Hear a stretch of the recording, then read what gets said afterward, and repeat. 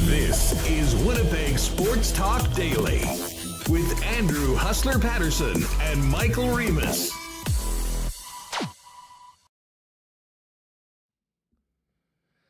What's going on, gang? Happy Friday to you all, and welcome to a jam-packed edition of Winnipeg Sports Talk Daily. Andrew Paterson with you, along with Michael Remis.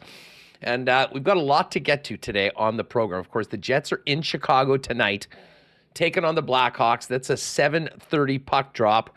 We'll discuss that, the latest play of the team on the ice with Brandon Rewucki, Ken Wiebe as well. And, of course, the big story in town is the launch of the Jets marketing campaign and season ticket campaign, which we talked about with Norva Riddell earlier this week on the program. But more to that, with a long read in The Athletic, and Chris Johnston sat down with Jets chairman Mark Chipman on the challenges that the organization's been facing, what's been happening behind the scenes over the course of this season, and the path forward as they try to get back to where they need to be, which is at 13,000 season tickets or equivalents. CJ is going to join us as well, so we'll have Chris. We'll talk to him more about that coming up at 1:45, and we'll get into that as well, I'm sure, with the other guys on the program. But yes, Gary Bettman coming to town next Tuesday.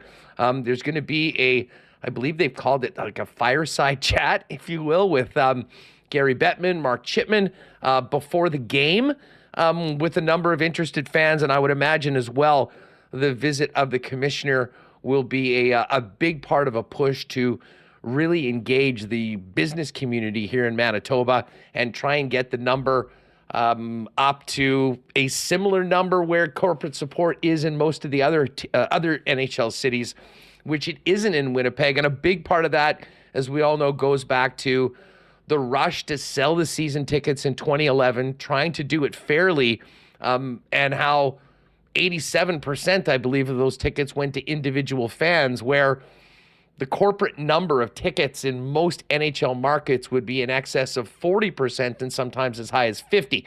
So there's a lot of angles to all of this, but as we've been talking all week, it is time to move forward. As I said, I think there's some pretty interesting comments from Mark on what the organization had done or hadn't done over the last little bit, and I think there's been a lot of self-reflection go on as well. And now it's time to get to work. The work's been going on behind the scenes, but it's going on in earnest right now, and part of that seems to be a visit from Commissioner Gary Bettman. So we're going to get to all of that. We will also have a great chat with Dalton Schoen, who's going to join us back in blue and gold. And Dalton's actually going to be at the Bomber Store tomorrow, Saturday, 10 a.m. to noon. So Bomber fans, if you want to go and congratulate Dalton on his new contract and get an autograph, head on down to the Bomber Store tomorrow. And they are, by the way, taking donations of new socks and underwear to help support Siloam Mission during the winter. So think about that as well if you're heading down tomorrow. And hey, we're not forgetting about the Scotties. Kate Cameron with a big win last night. Caitlin Laws winning a 5-way tiebreaker to make it into the next round. They're down to 6 teams at the Scotties right now, and 4 of them are from the province of Manitoba. Taylor Allen of the Winnipeg Free Press is there. We'll check in with Taylor on what's going on at the Scotties before we drop the marbles closer to 3 p.m. on the show. Welcome to everybody in chat and on with us in YouTube. Hit that subscribe button if you haven't already, and make sure to give us a thumbs up. And big thanks to all the podcast listeners making Winnipeg Sports Talk a part of their daily routine. Let's get Remis in here, but a big thanks to all the sponsors that make WST happen each and every day. The gang at Coolbet just had a very fun lock shop, broke down the Scotties, the WWE Elimination Chamber, as well as both the Jets and Oilers playing tonight with Dustin Nielsen. Of course, Princess Auto, Little Brown Jug, Royal Sports, Boston Pizza, Sport Manitoba, Aikens Lake, the Winnipeg Jets, Wallace & Wallace, F Apparel, Modern Man Barbershop, Manitoba Battery, and the great taste of Canadian Club, Canada's favorite Canadian whiskey. Let's get Michael Remis in here and get this show on the road. Remo, what's going on? Yeah, feeling good. Ready for the weekend. Jets hockey tonight. Only 3 games on the schedule. We had a packed night of games yesterday. Pumped for this show. Really busy one here. Dalton Schoen coming on, and Chris Johnston had the article in The Athletic and the report on insider trading yesterday. So I'm feeling good, Huss. I'm ready for this weekend and ready for this Jets. Upcoming 2 Jets games this weekend, Huss. 2 pretty solid opponents that are at the bottom of the standings in Chicago.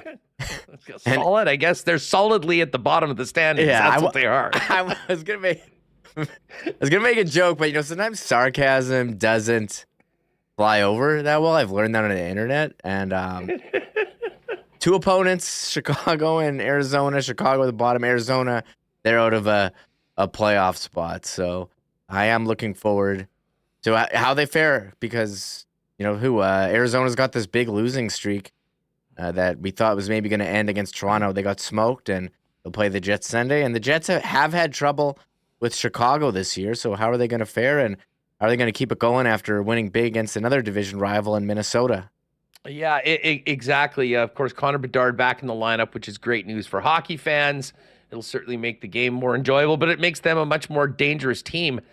We saw Connor Bedard, I should say, score the OT winner against the Jets in their previous visit to Chicago earlier this year. So we'll hear from Bones and Ehlers, and we'll maybe spend more time on that when Brandon jumps on, as well as Ken. But of course, the big story right now that a lot of people have been talking about since yesterday's insider trading report and the article in The Athletic is the challenges of the Winnipeg Jets moving forward, the need to get back to 13,000 season tickets, and what is happening to get them there. Well, let's just get right to it. If people didn't see this yesterday, of course, we'll talk with Chris Moore on his report and the sit-down interview with Mark Chipman and what he learned from that coming up in about half an hour or so. But this was CJ yesterday on Insider Trading, speaking about the situation here in Winnipeg with the Jets in the stands. CJ, Winnipeg's having a terrific season, but still trying to boost her ticket sales, and the commissioner coming to town? Yeah, the league's head office obviously monitoring this situation quite closely. The Jets have seen a 30%, actually above a 30% drop in the last 3 years in their season ticket base. And Gary Bettman will be in Winnipeg on Tuesday. He'll meet with some of the team's important corporate sponsors. I think he'll have a little chat in front of the fans that wish to see that. And obviously there's a big push on from the Jets to improve those season ticket numbers, building off the success on the ice this year heading into next season. Of course, the best way to bolster it would be a long playoff run, which they really haven't had since 2018. Insider Trading. All right, so there's just a quick clip of Chris Johnston, who's going to join us a little later on with James Duthie on the news. And Reem, this is one of those topics that everyone, I think, has a take. I think most people realize that this is the smallest market in the National Hockey League. There are some unique challenges for the club in this market, and the market themselves have had some real unique challenges coming out of the pandemic with a number of factors. All of that can be true, but at the same time, we've known that this team needed to be in and around 13,000 since the day the drive to 13,000 was launched in 2011 when the team came here from Atlanta. Yeah, and here's Gary Bettman on May 2011 saying that this isn't going to work if they don't have 13,000 season ticket holders. The best way for our fans here in Winnipeg to celebrate the opportunity is to buy season tickets. Selling season tickets, selling 13,000 season tickets, is the best message to send to the NHL Board of Governors before they meet on June 21st. And to be candid, this isn't going to work very well unless this building is sold out every night. All right, so that was from 2011. And, like we talked about last year when the very brief kind of Forever Winnipeg came out that was not received well by fans and the city overall, Like, I didn't really have much of a problem with it because it's all true. The long-term viability of the Winnipeg Jets depends on a healthy season ticket base and keeping the smallest building in the rink full. And unfortunately, for a variety of reasons that have sort of all conspired together over the past few years, the Jets are in a situation right now that, listen, I won't put it as dire because I think the work is going on to correct it.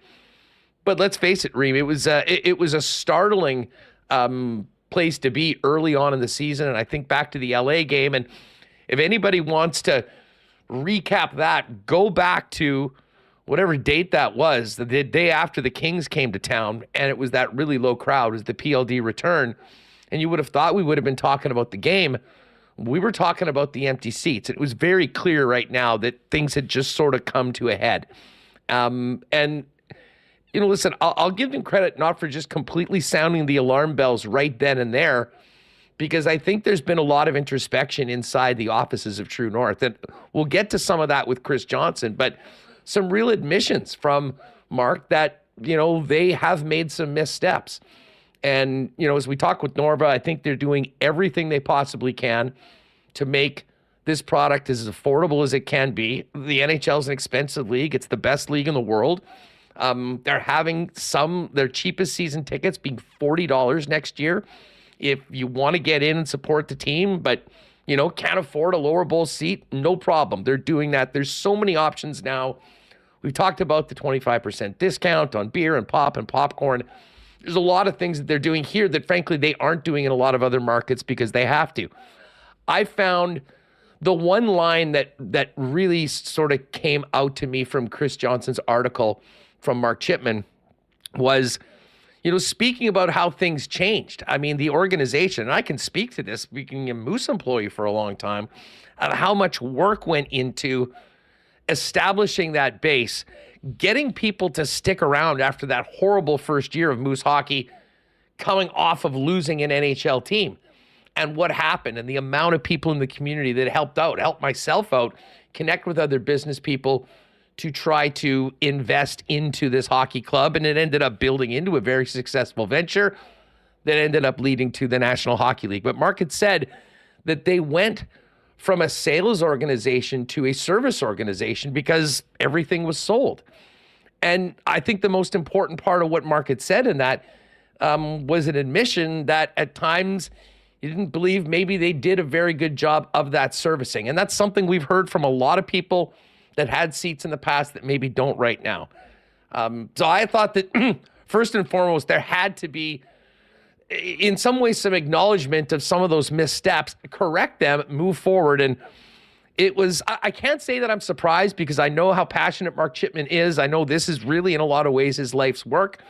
But to hear that the chairman of the Winnipeg Jets has been on the phone himself, calling people that had season tickets, discussing with them their decisions, hopefully getting some of them back at the same time, I think shows you the work that's happening behind the scenes. And listen, I know sometimes people don't like to think of the what ifs, and I don't think that is the purpose of having Gary Bettman come here or start all this. I mean, you want to focus on the positive, but the bottom line, it all comes back to, for this team to be competitive and be healthy long term, they have to find a way to put those butts in the seats that they've lost over the last few years. Yeah, and I don't think that's news, and I don't know if a lot of stuff, I know the headline in The Athletic is sounding the alarm, but a lot of this stuff has been said in the past. Just from Chris Johnston's article, season tickets have been on a 27% decline, 13,000 to 9,500, and the Jets feel like they need to get it back to 13,000 if they want to get to work. They've put a lot of money into the arena.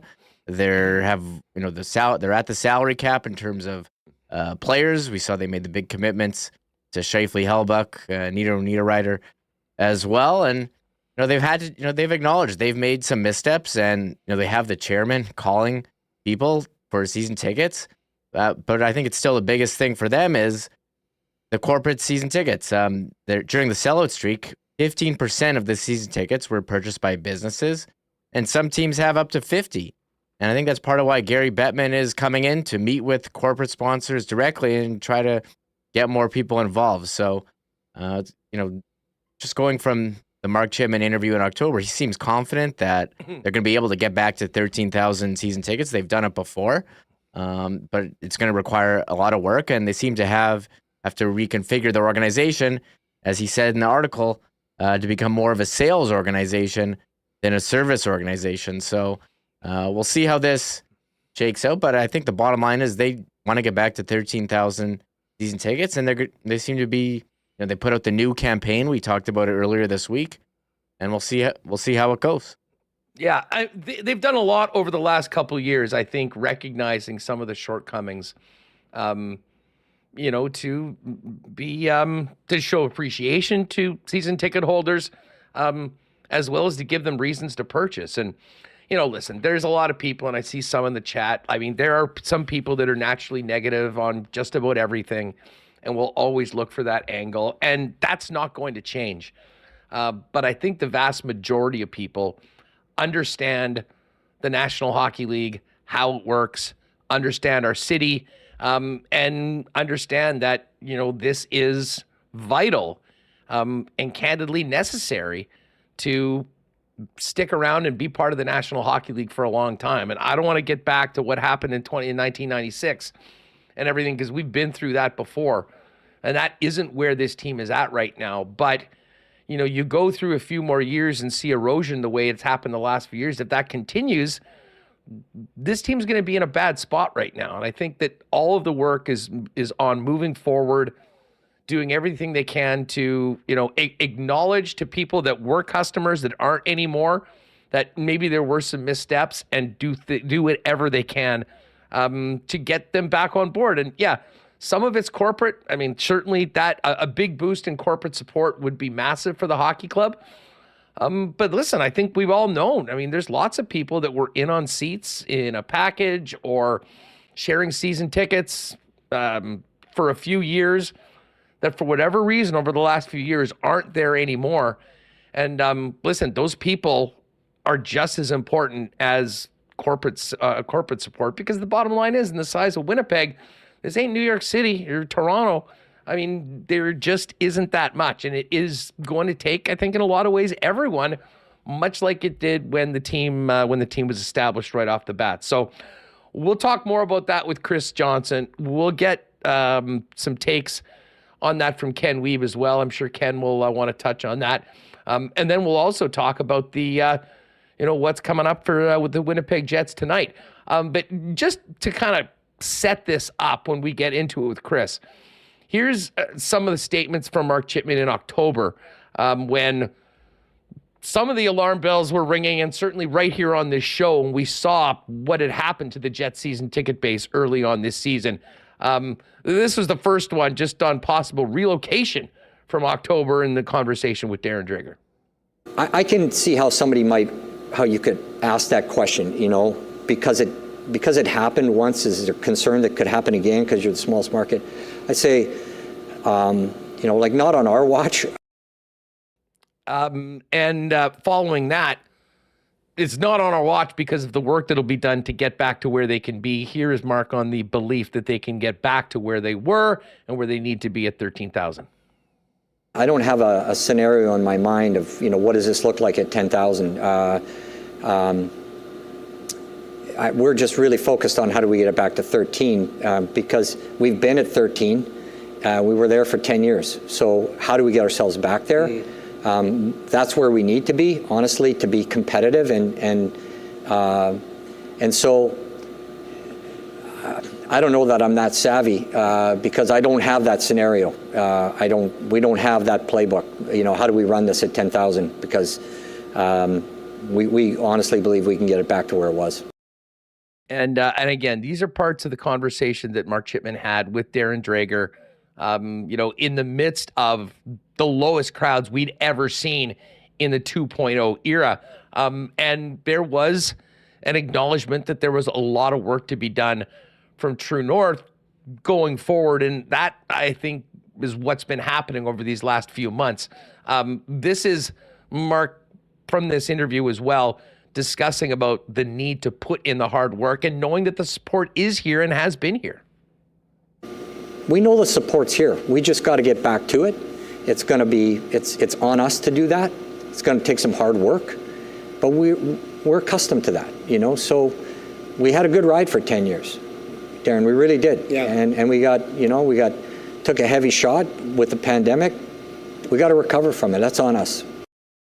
All right, and one more from Mark's conversation just to set all this up from October with Darren Dreger. Just back to the fact that it, as you just said, it's on us, and there is a lot of hard work going on to earn back customers that the Winnipeg Jets had lost in the market. We're all in. Like, this is, we have been for almost 3 decades now, and this is what we do, and we're working really hard at it. Like, I can tell you that our group, we got 300 people full-time with us that are taking this very seriously and are working very, very hard at earning that customer base back. And we have every confidence that we will. All right, so there's a little bit of a setup. Again, that is from October in a conversation with Darren Dreger, and I think it sort of speaks to everything that has been happening that's led us up to this week, to the launch of the We're All In campaign, to, in a lot of ways, try and capitalize off the incredible product that the organization has put on the ice this year that's certainly worthy of support. And, utilizing, a playoff perk that hadn't been there in the past to try and get people to commit to seats for next year. And again, if you missed it, go back to, was it Wednesday's show when Norv was on for a little bit more details, or you can go to winnipegjets.com/deposit. All the information's there on that, and we will move forward. There you can see the spot right there. You can go map for pricing. Number of seats are cheaper this year. As I mentioned, they've introduced that season ticket that is $40 a game, which certainly 40 Canadian has to be amongst the cheapest season tickets in the league.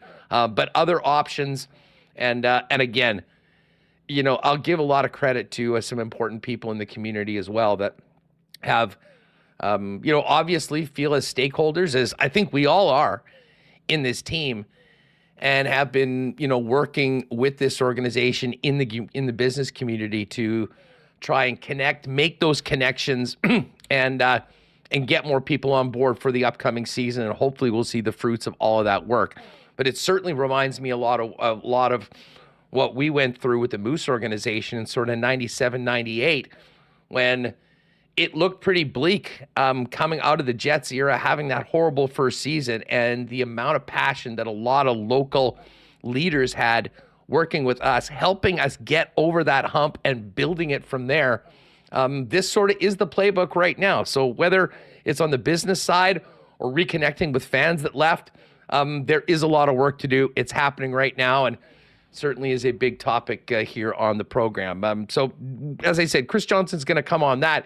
But we do have a hockey game tonight, Remo, and Rick Bones has spoken, and we heard a little bit from Nick Ehlers as well today. Yeah, that was the big story yesterday. Nikolai Ehlers not at practice. They said he was, quote, dealing with something, whatever that means. And I guess it's that time of year. You've been playing for more than half a season. Guys get nicked up, right? His name's Nick. But there he was today, Huss, in the skate in Chicago. And Rick Bones said he would be in tonight against the Blackhawks. So that is good news. Hey, let's just play this clip from Ehlers. You can hear from Bones a little bit later, but here's Ehlers saying he's good to go tonight against Chicago. Yeah, I'm playing tonight. Awesome. And in terms of just the season itself, as we get kind of into this grind, I guess maintenance kind of becomes the name of the game with you guys playing so many games in so short a time, really.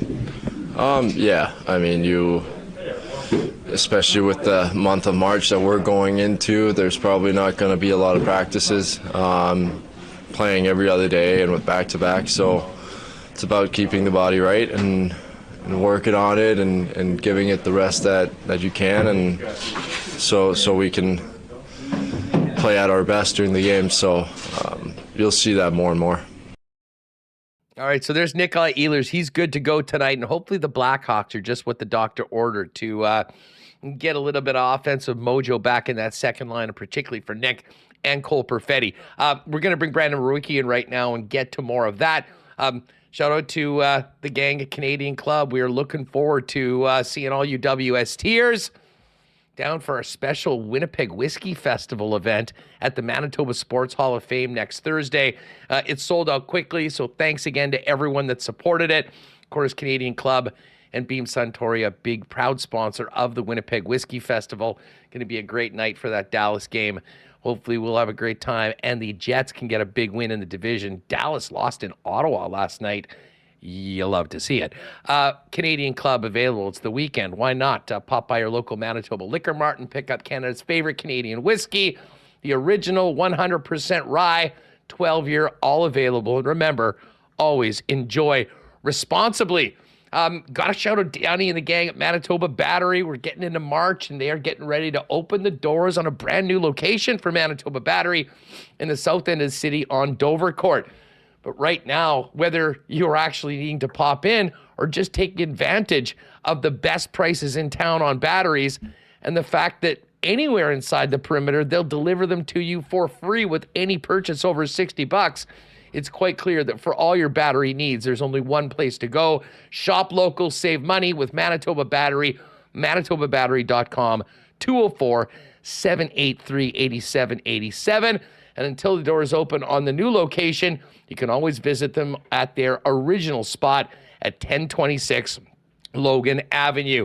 And guys, it is the weekend. Going to be heading out this weekend. Things are getting nice for a few days. If you want to look your best, you might need to take a trip down to one of 8 Modern Man barbershop locations in Winnipeg, including their 2 new standalone locations on Pembina Highway and on Plessis Road.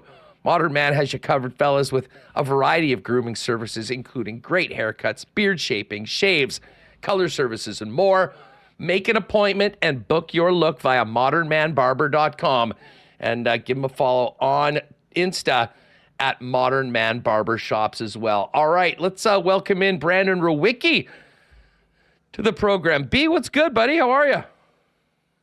I'm doing pretty good. What's going on over there? Well, looking forward to kind of a weird, interesting show today. I mean, with the news of the commissioner coming next week, we knew at some point this year that this would be a big topic of the work happening behind the scenes and now out in the public to get this team back where it needs to be at 13,000 season tickets. But as far as the ice goes, it's been a sort of a weird week. I mean, last week everyone was, it was nice to see the team broke the losing streak and got a couple wins, but they weren't exactly confidence-inspiring wins considering the team had still only scored 7 goals in 7 games. And then you get into this weekend that has a big win against Vancouver, a very big one in Minnesota, bookending an ugly afternoon in Calgary, and even a Minnesota game that had some of the good and some of the bad of the last 2 games as the team gets going into Chicago tonight. What do you make of where the Jets are and what we've seen in these last 3 games that has included 2 wins? Yeah, no, I was wondering if you were going to go down that road because I agree. I mean, Calgary was, I think, their worst game of the season. Agreed. Ugly. Like, look, nothing like the team so far this year. Yeah, like I don't know if that was a byproduct of being up 3 goals or getting the 3 quick ones by Monahan in the first period. But they went on cruise control. Like the switch was flipped in Calgary, and it's like we don't have to worry about playing for the next 50 minutes. And Calgary rightfully just took it to the Jets, and they didn't have an answer. I didn't think they were a whole lot better against Minnesota. Like 5-on-5. There wasn't the insane amount of collapses that we saw against the Flames, but Minnesota really carried the pace of play. It was just, for the first time maybe all season, the power play kind of came in to save the day, and they were opportunistic on some of their chances. And you know what? The Jets were due a couple games where their power play comes in and saves the day. So I'm not. I mean, that part of it is like, you know what? They were due for a little bit of a breakthrough in that category. But I really do believe, man, that these next handful of games is going to tell us who the Winnipeg Jets are come playoff time. Because, I mean, it's very clear, and I don't think Bones is being subtle about it. It's gut check time in a big way. And I think, calling out his top guys, basically saying, like, what team do we want to be here? Like, do we want to go on another collapse like we did last year, where like we were just disinterested in playing sustainably competitive hockey, or do we want to make a bit of a run? And I think Bones has laid the gauntlet down. Thankfully, the schedule eases up in a massive way in the next 10 or so. I think it's 10 of 13 against non-playoff teams here. So, I mean, there's the chance for the Jets here to go on a bit of a run, make the division title a possibility, and get back to what they were doing for the first 40, 45 games. But these last two in particular have not been inducing a ton of optimism in the team, because it's a lot of the issues we've been worried about in years past. But at the same time, maybe the biggest issue that we've been talking about for months has completely turned around in a 180. And it is funny how things work. Nothing's always totally perfect. But man, you mentioned they were due, and that is the understatement of the year. But holy smokes. I mean, Sean Monahan shows up on the power play. They get one, and now they're just coming in bunches. 6 goals in their last 11 opportunities. And I don't know, I haven't done the math on how long it took them to score 6 power play goals before them, but I'm pretty sure we're into 2023. Yeah. You know, it's funny because I was talking about this yesterday, and someone asked, you know, like, is it just bringing Monahan in? Like, is it just as simple as he comes in, power play good? Kind of. Like, it might be. I think what we're seeing though is that even without Monahan here, the Jets did put a elevated emphasis on the bumper position on the power play with the way that they have their 5 groups set up right now. And with Iafallo kind of getting the lion's share of the minutes for the majority of the season, there just wasn't a whole lot of creativity, a whole lot of movement. It was just static and predictable, the power play. But Monahan's come in here, and hey, you know what, Chevy, they talked a bunch about this being the perfect fit. I guess they've devised this power play with Monahan specifically in mind, because he's been right from the get-go almost just perfect in terms of what they're looking for. He's made Velarde much more dangerous down low as well.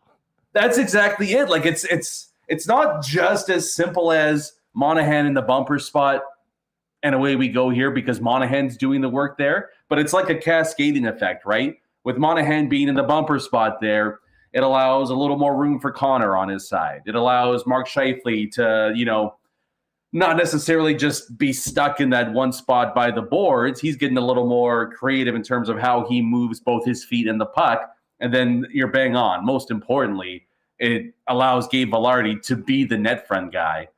And it might not be a whole lot longer it's going to be this way. He's one of the most underrated net front presences in the NHL right now. I mean, when you talk about the combination of size, but most importantly, skill, like his hands in front of the net and what he's able to do it's right up there with the best in the league. I mean, he's tremendous there. And now he can focus on solely being the guy in front of the net. And, you know, people might not like hearing this, but what made Dubois so effective last year is what we're seeing Velarde do right now, where it's, you know, don't stray about 7 or 8 feet away from the net.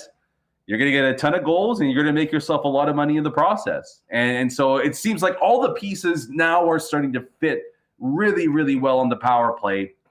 And I don't think 6 for 11 is the benchmark moving forward, Huss, but that fabled 20% conversion rate, yeah, I think the Jets are going to find a way to do that for the next 30 games. Well, and you know what, I remember, you know, it was probably 2 weeks ago or so, I think just before I left, and we were talking about the power play, and, you know, you got Sean Monahan in, you're hoping to see some improvements. And listen, you know, when you have numbers that they've had for the entire year, we've played enough hockey that at the end of the season, the overall season number is still not going to look great.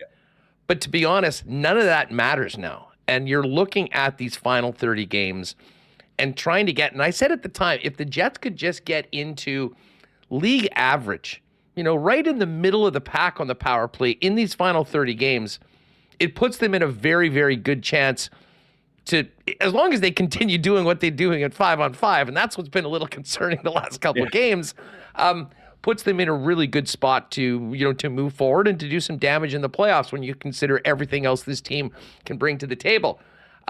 I guess in the now, the power play's going. You want to get back to being a little bit more stringent defensively as they've been. The other thing is getting line 2 going, and Sean Monahan's had some great success on the power play. Next up, getting Nikolai Ehlers and Cole Perfetti feeling that mojo again. Yeah, it's definitely number one on the on the to-do list for Bones here. And I don't know what a great answer is for that, Huss. I mean, that game against Minnesota, it just looked like a nightmare for Nick Ehlers, right? Like it was quicksand. It's like you make a mistake early on, and then you try to compound, and it's like, okay, I got to make up for that. I got to make up for that one then. No, I got to make up for that mistake. And then it just spirals out of control on you. I mean, you can just see he's fighting it right now. I mean, on top of that, potentially dealing with some kind of nagging injury, he's in a bit of a rough spot right now. And I think the same goes for Cole Perfetti, who, I was kind of hoping that the All-Star break would be perfect timing for him because he's never played this many games before. And, you get a week or so off and, okay, he'll be refreshed and ready to go. And he still kind of looks tired out there to me. And I think that what was it? I don't know if it was the game-winning goal for the Flames or maybe the back-breaking goal.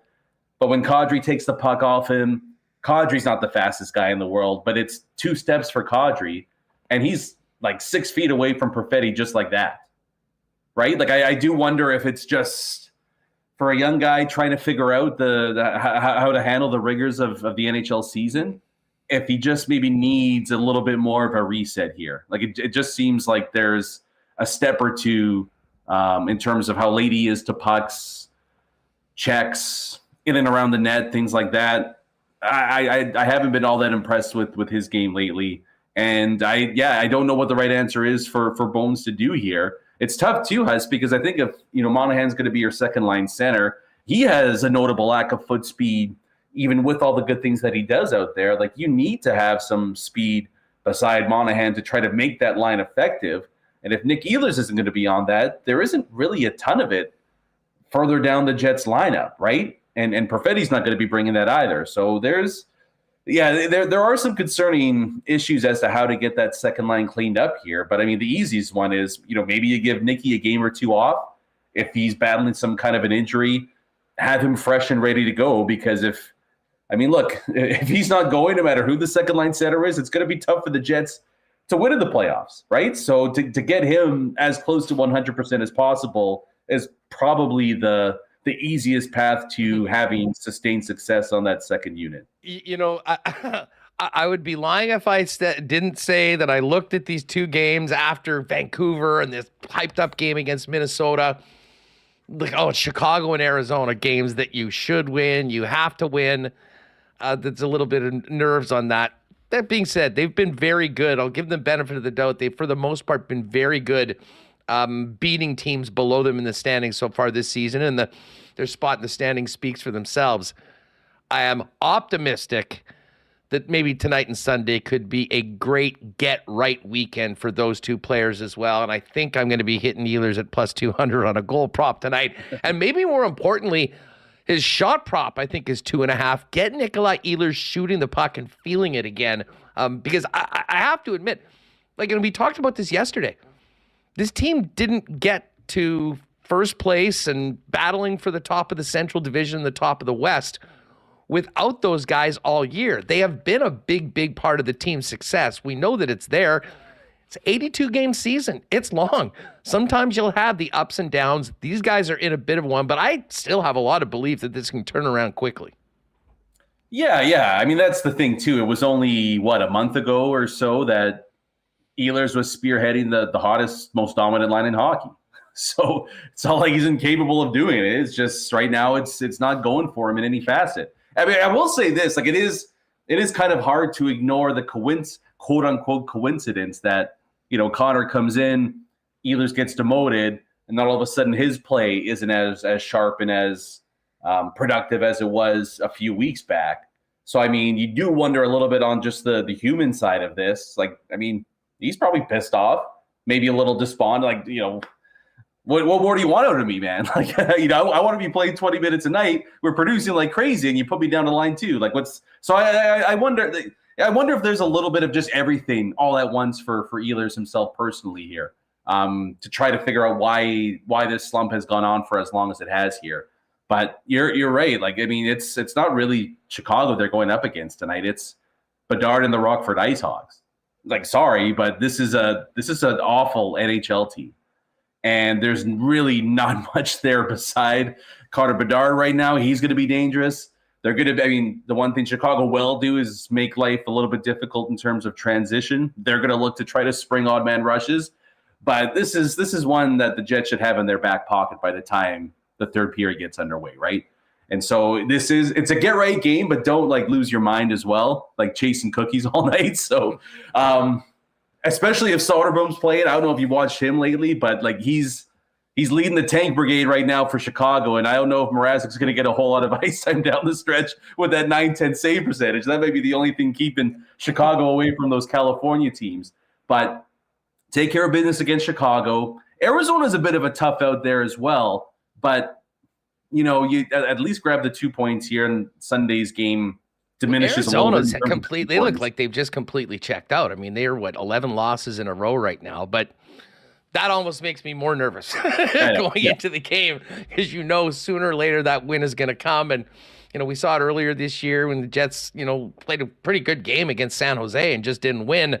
They don't hand out 2 points for free in the National Hockey League. So we'll look forward to seeing these games tonight and Sunday. And then, of course, Tuesday, we're going to get to this with Chris Johnston, the St. Louis Blues, and the commissioner of the National Hockey League coming to town. Quickly, give a plug. You got a new Skates and Plates up? Yeah, came out this morning, just talking about the week and the trade deadline. I mean, the Blues coming to town, too, with Buchnevich apparently on the block. I know a first-round pick's already been doled out by Chevy, but he helped. That's a pretty impactful player that St. Louis might be looking to move on from with an extra year under his belt. So yeah, we'll keep an eye on that. Who knows? But good timing for his market value with what he did last night to the New York Islanders. Yeah, that'll work too. Yeah. Thanks a lot for doing this, B. Beauty. Have a great weekend, guys. All right, there's Brandon Rewucki, and again, if you want more on the Jets and Brandon's takes, make sure to check out the Skates and Plates podcast, wherever you get Winnipeg sports talk and your favorite ones. All right, we're going to transition right back into what we started talking about off the top of the program. Really appreciative of the Athletics' Chris Johnston coming on the program. CJ, it is great to have you on WST. How are you, my friend?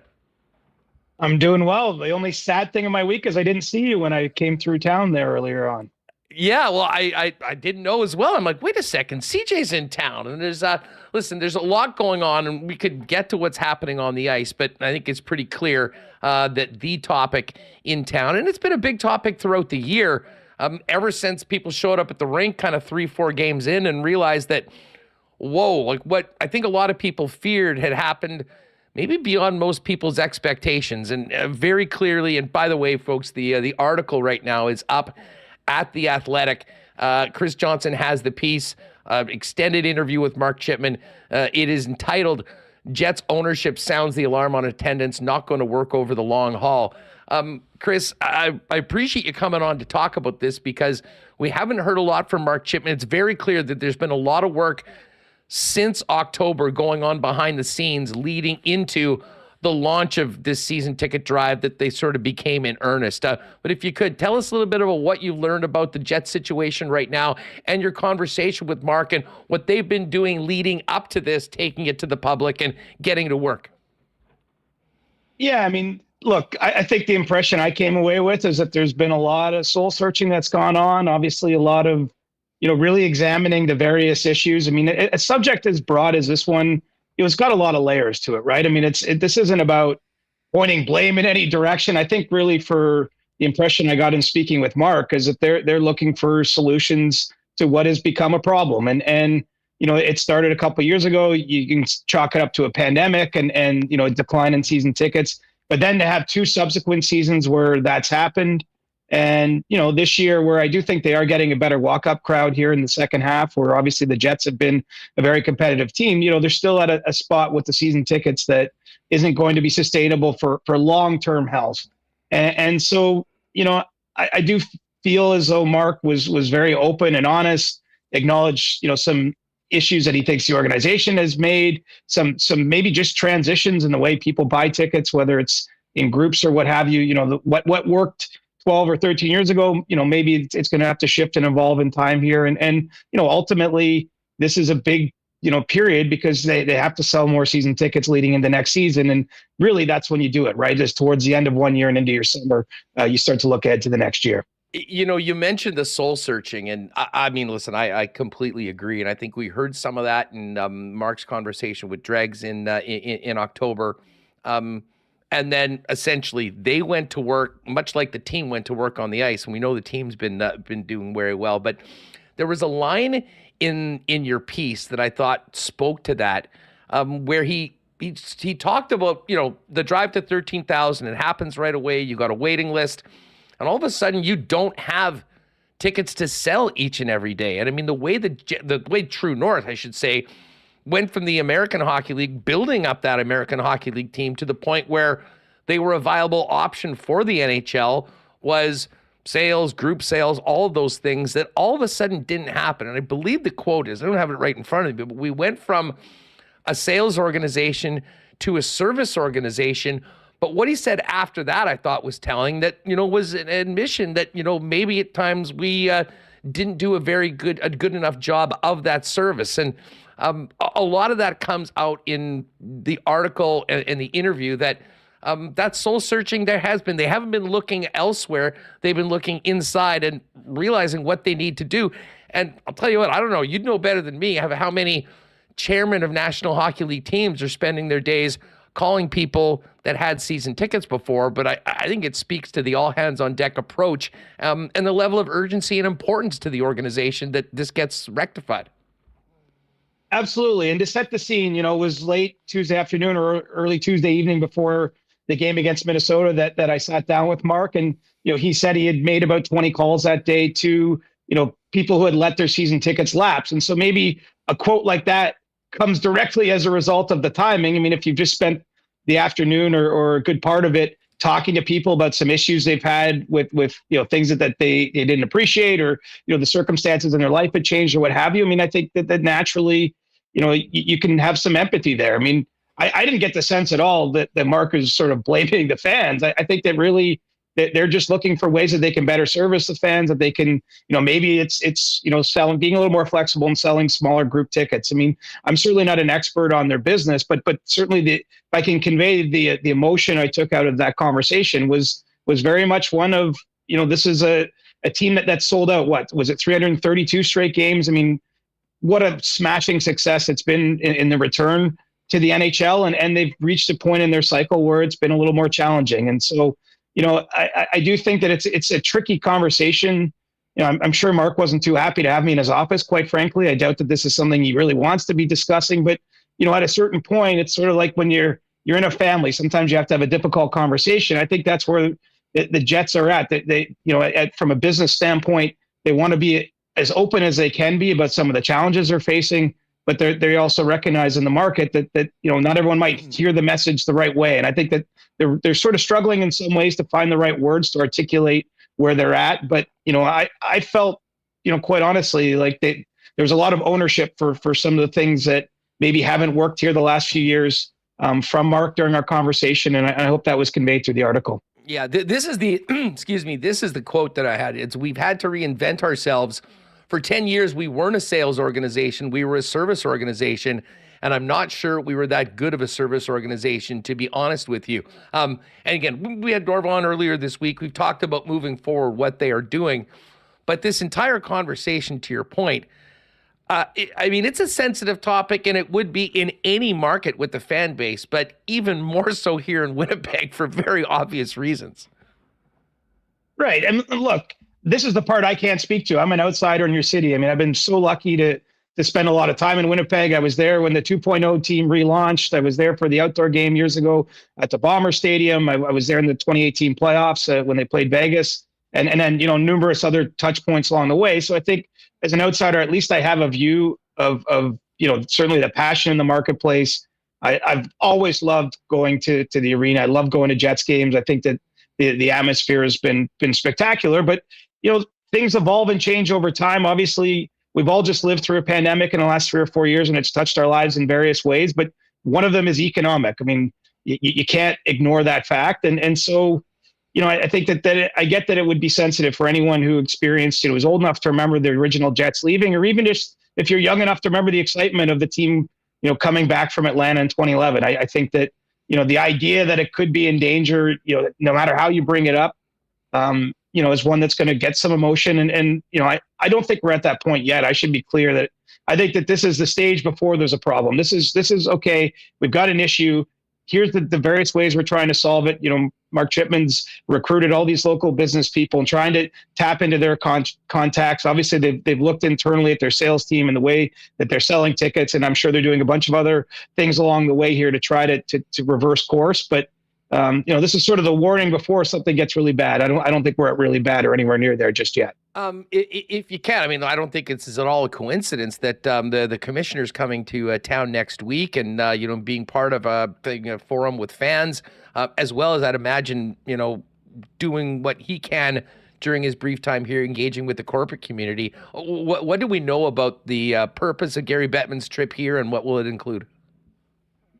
Well, Gary does visit every team every year at some point. So, I mean, it's not on the surface, it's not only just about this specific issue, but obviously because of where the Jets are at in their business cycle, we're pretty late in the season here, and they have the second lowest attendance in terms of just number of bodies that have been into home games this year. I'm sure Gary, when he gets a chance to speak to the media, will be asked about that. When he's speaking to corporate sponsors and perhaps the fans, that topic's going to come up. And, I'm as interested as anyone to hear what he has to say. I didn't get a chance to talk to Gary in the last couple of days, after I spoke with Mark. And so, I don't really know what the message exactly will be from the commissioner, but, this is an important issue for the NHL. Quite obviously it's important to the Jets. And I do think that Gary, he's known for being honest. So let's see what happens when he comes to town on Tuesday. But, he does visit each team through the course of the year. And maybe there's a little more urgency around this situation just with where the Jets have been at season ticket wise, and the fact they're ramping up now the thoughts of where they're going to be come this sort of next year. Yeah. And listen, I mean, Gary, we played the clip. I mean, at the beginning of the program when we were talking about it, I mean, he came here in May of 2011, announcing the drive to 13,000, was very blunt at that point. And I believe the quote was, "This won't work if we don't get to 13,000. It happened in a heartbeat.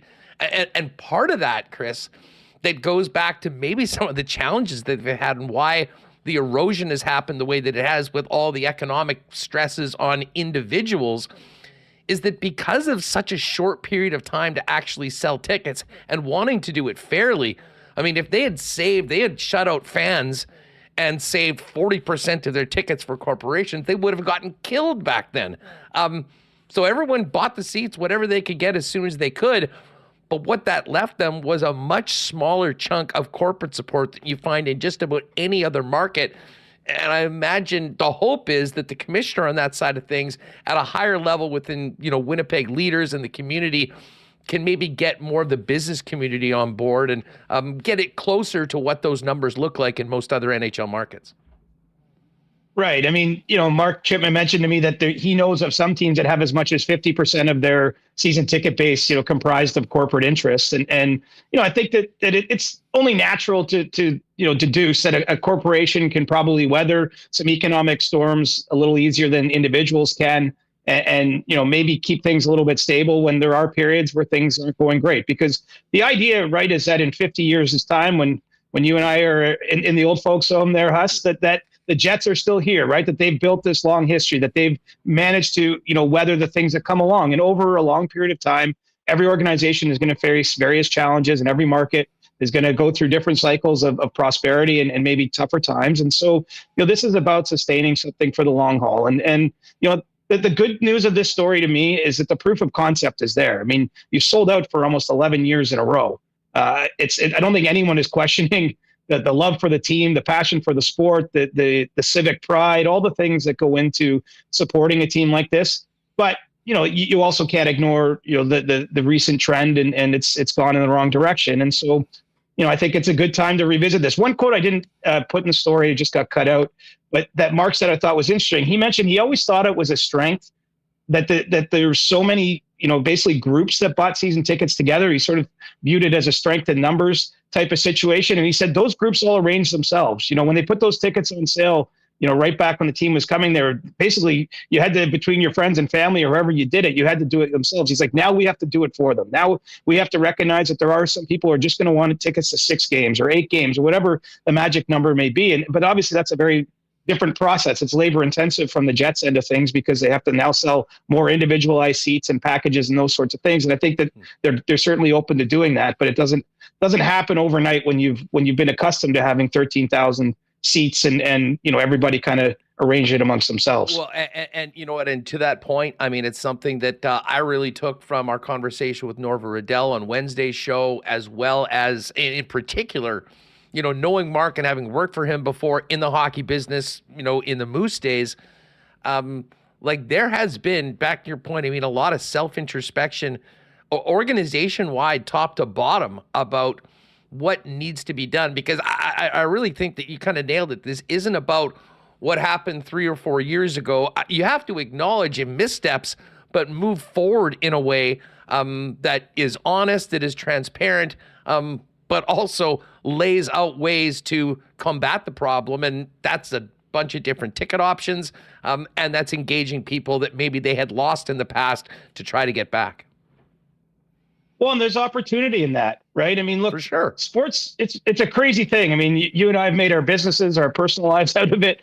I mean, I love sports even as a fan, and part of fandom, it's irrational, right? It's the root of the word fanatic. It's engaging. It's a lifelong story between a fan and his or her team, and everyone goes through phases maybe where they're a little more engaged, and other times maybe you get busy in life. I mean, let's face it, there are things beyond sports.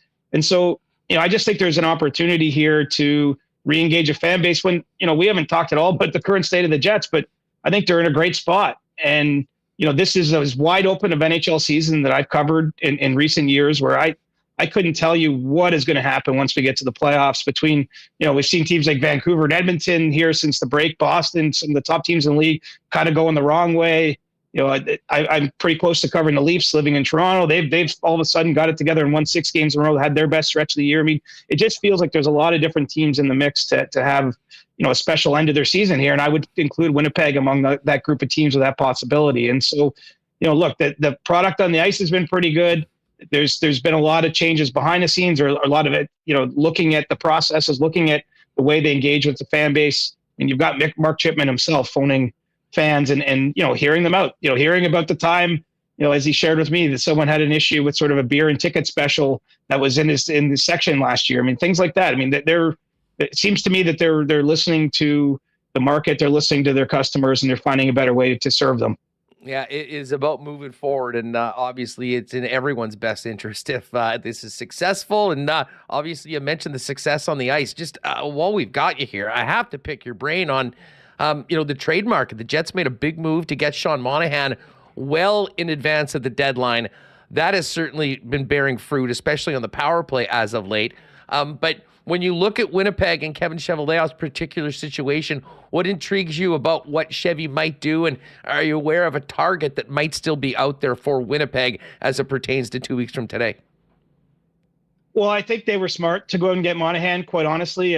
As much as I want to promote everyone to go check out my trade board at The Athletic, it's not chock full of as big a names as ideally you'd like and that kind of thing. I mean, there's just not a lot of teams that are truly selling, or teams that have a lot to sell in terms of players that I think can be true difference makers. I think Sean Monahan was one of the few that were available among the 4 group, and by bringing him in early, I mean, you reduce the fact that you get in some crazy bidding war as March 8th gets closer, and obviously he gets a chance to get more comfortable in the systems, in the city, among his new teammates, all those types of things.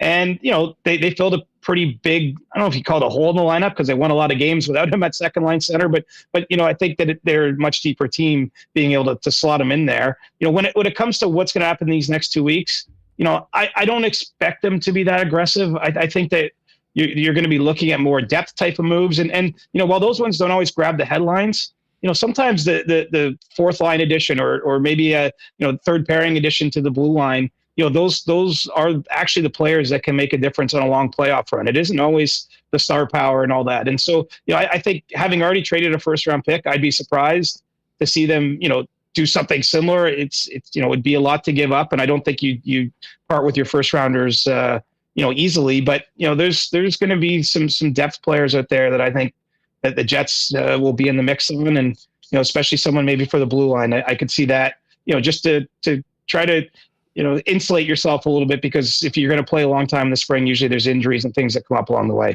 Hey, just on the way out, you mentioned the blue line. I just wanted to ask you quickly about Chris Tanev. I mean, he's a guy that I think there's a ton of teams that would love to have on their squad for the playoffs. What do you think the cost will be when Tanev eventually gets moved, assuming that he is? And just maybe a comment on everything else happening around Craig Conroy and the Flames. They certainly seem to be the team that has the most intrigue as we get closer to the deadline as far as selling legit NHL players that can help come playoff time. Yeah, it seems that most of the trade activity all season long is run through Calgary, and I don't expect that to change in the next 2 weeks. When it comes to Tanev, the Flames have been hoping to get a first-round pick back for him. The fact he hasn't been moved and there's been the degree of interest we know there to be in that player, suggests maybe they're not going to be able to do it. And so, maybe it ends up being a second-rounder for Tanev. I think that, it will really depend on how motivated the buyers get in terms of pushing each other to make that move. But I do think had a first round pick been made on offer for Tanev, he probably already would have been traded. The way we saw Elias Lindholm traded to Vancouver over the All-Star break. Even Nikita Zadorov was dealt to Vancouver back in December by Craig Conroy. And even from a functional standpoint, I mean, they're working through the Tanev situation. They've got Noah Hannafin, who I expect to be moved by the deadline, and they've got the possibility. It's just a possibility. It's not a certainty that they might move on from Jacob Markstrom too. So, even from a functional standpoint, you don't want to leave that kind of business all down to the last day. So, if someone steps up with a first rounder for Tanev, I think the move happens. If not, it'll go to whatever the next best bid is, and it might end up be a second. Folks, make sure you get to The Athletic and read Chris Johnston's latest and extended interview with the Jets chairman, Mark Chipman. It is in the latest edition of The Athletic, and then back to the fun stuff like the trade deadline as well. CJ, thanks so much for doing this. Really appreciate you jumping on, and make sure you holler at me the next time you're in the PEG. I'll do the same in TO. I will. Make it a long playoff run, and I'll make sure I get back there pretty soon there. Good stuff. There is Chris Johnston of The Athletic. And of course, you can see him. We played it a little earlier, as well as part of the insider trading panel over on TSN. All right, we're going to go from CJ to Kenny Wiebe coming up in just a moment. Again, for more information just on everything that we've been talking about in relation to the Jets, go to the WinnipegJets.com website for all the details on the We're All In campaign, season tickets, the map, pricing, everything for next season, as well as the opportunity with the deposit on next season's seats for a package to get in on playoff ticket pre-sale access before the general public. I got to thank our friends at Wallace & Wallace. Speaking of mainstays in the city, the fencing and overhead door specialist since 1946. Spring's just around the corner. You're going to be seeing those fences and trucks all over the city. They'll take care of all of your fencing needs. But they're also the overhead door specialists. And again, this is next few days going to be crazy. It's plus 13 one day. The next day, the high is minus 14. Winter puts way more stress on your garage door. And listen, the right time to prevent downtime this winter and heading into spring is now. Give Wallace & Wallace a call to book your inspection and maintenance service call today. For residential and commercial overhead door sales and service, there's only one name or two you need to know, and that is Wallace & Wallace. And listen, Ken's going to be coming on in a minute. CJ, you want to look like, step up like the big boys in the media. You got to be looking good. And listen, if you need to up your menswear game heading into the spring and summer wedding season and all that, get on down to F Apparel. Custom suits beginning at $400, along with chinos, golf pants, custom shirts, both tucked and untucked styles, and an incredible selection of menswear accessories. Don't forget, if you're getting married or in a wedding party, talk to the guys at F about a 15% discount for wedding parties when you get your suits at F Apparel. They're at 190 Smith Street downtown. Pop by and see them, or find out more online, or make an appointment at F. That's EPHapparel.com. And a big cheers to our friends at Little Brown Jug. The weekend is here. A perfect night to maybe pop by your local Manitoba liquor marts or beer store. Grab an 8-pack of generic lager for just $19.99. And how's it for you? Well, you're watching the Jets and the Blackhawks tonight beginning at 7:30. Of course, Little Brown Jug's available throughout the city wherever they sell great beer. Also available at Canada Life Center at both Craft Beer Corner in Section 310 Upper Bowl, 124 downtown. And I will make a quick point. For people that were talking about concession prices and benefits of being a package holder, some people might not know, but if you're a share partner on season tickets, you get a 25% discount on beer, and that is also applicable to all the great new local beers in the building, including Little Brown Jugs, 1919, and generic lagers. So next time you're at a game, maybe Sunday afternoon, 5 p.m. start against Arizona, you can pick it up. And again, pop by Little Brown Jug on William Avenue and check them out at littlebrownjug.ca. All right, let's get the brains of the K&R operation in here right now. Ken Wiebe of the Winnipeg Free Press joins us solo today without his tag team partner, but you can join the two of them tonight after the final buzzer at Kenny and Rennie. Weber, what's up, buddy? How are you? Huss, doing great. Welcome home. I hope the wedding was tremendous. Ran into Jake Lafreniere this week and heard all about it. Jake had a good time. Jake had a real good time. Wish I had been there to enjoy the experience with everyone, but duty calls in this case. But I had to try to lock it down here while you took care of business there. All good. Interesting day. Obviously, excellent work by our friend CJ there. Obviously, read the piece this morning, and he did a very good job with it. Yeah, I mean, we're going to get more into this game and where the team's at right now, but yeah, you've covered this team for a long time. You're a Winnipeg guy. I mean, we all, in a lot of ways, are stakeholders in this National Hockey League team. A view on this is, listen, nothing should be a surprise considering the challenges that they've had this year. But I really take from certainly what Mark had to say to Chris, and I think we got a lot of this from Norva as well in the program earlier, that, as opposed to maybe a misstep last year with the Forever Winnipeg and the way that it was received by the public, there's been a lot of introspection inside the walls of True North, realizing that there is plenty of shortcomings as to, maybe internally as to how they got there as well, but now being razor focused on moving forward in a positive direction and turning this around and getting back to where this team needs to be. Yeah, Huss, I think that's a good way to put it. And, honestly, you put the quote up when CJ was on about the 10 years without really doing much ticket sales and kind of failing on the customer service end. Or maybe not living up to maybe their own standards. Honestly, I think the two most important words that Mark Chipman used in the interview with CJ are bad, and he used them on several occasions. There was a level of accountability there that was very evident.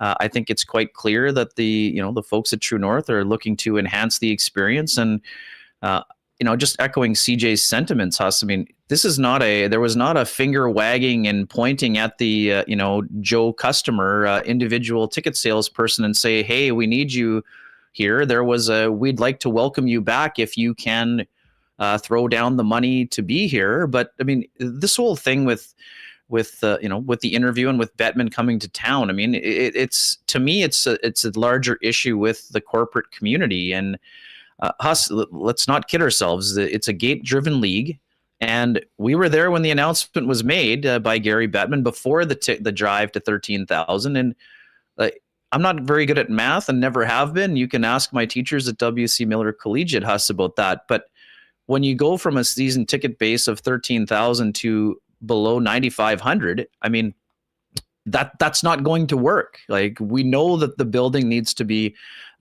as close to full for them to operate at that level. Let's not forget, this is a salary cap ceiling team. I mean, we're not talking about a team at the floor here. So I just think that it's important to realize that in Winnipeg, it's different than it has been everywhere else. And I understand, I mean, Huss, we see the discourse on Twitter and X and everything else. I mean, everyone's pointing immediately to Arizona. Like, no, people, the Jets are not in a 4,000 seat building. We don't want to be compared to the situation in Arizona. Having your team mentioned in the same conversation This is the most bad. embarrassing thing. And I don't even want to go there because that is not an NHL team right now. And I've been saying for the last couple months, they're not going to be an NHL team next year. In all likelihood, they're going to be in Salt Lake City. So that is not company you want to have when talking about anything to do with the business of the National Hockey League being involved with the Arizona Coyotes. And again, I'm not telling people how to fan or anything either. It's just that's not the context. You don't want to be compared to the team that is in the biggest distress. Yes, no, Winnipeg's distress is not at the same level of Arizona, and it never can be, or else they won't be here. I mean, I just think it's important. I mean, context is so important here, and I understand and Hassan, as you talked about with CJ. I mean, the dynamic whenever the people interpret words differently. When Mark says this can't continue at this level of support for tickets, I mean, he's not saying that this is not Baltimore and Cleveland in the NFL. The moving truck is not going to show up in the middle of the night, and the Jets are not going to land in any number of potential suitors. The Jets are not imminently moving to Houston. This is not a threat of relocation. But at the same time, when those words are uttered, I think it's just meant as a reminder of things are different than they were in 2011. There are market corrections and everything else. There's been, a pandemic, inflation, all kinds of things. But what it is that this can't be the level that the Jets are operating at, for whatever the number you want to choose, whether that's 10 years, 20 years only. We can't predict that far into the future. But what we do know, Huss, is that for a team that needed to be full or close to full to succeed and had all of the 334 sellouts in a row, you can't suddenly expect the status quo to continue. This can't continue. That could mean, maybe the Jets aren't going to be a ceiling team in 5 years if the numbers aren't the same. It doesn't mean there's an imminent threat of relocation. And we know why people are sensitive about that. When a team leaves a community, it leaves plenty of scars and scar tissue. Period. Exactly.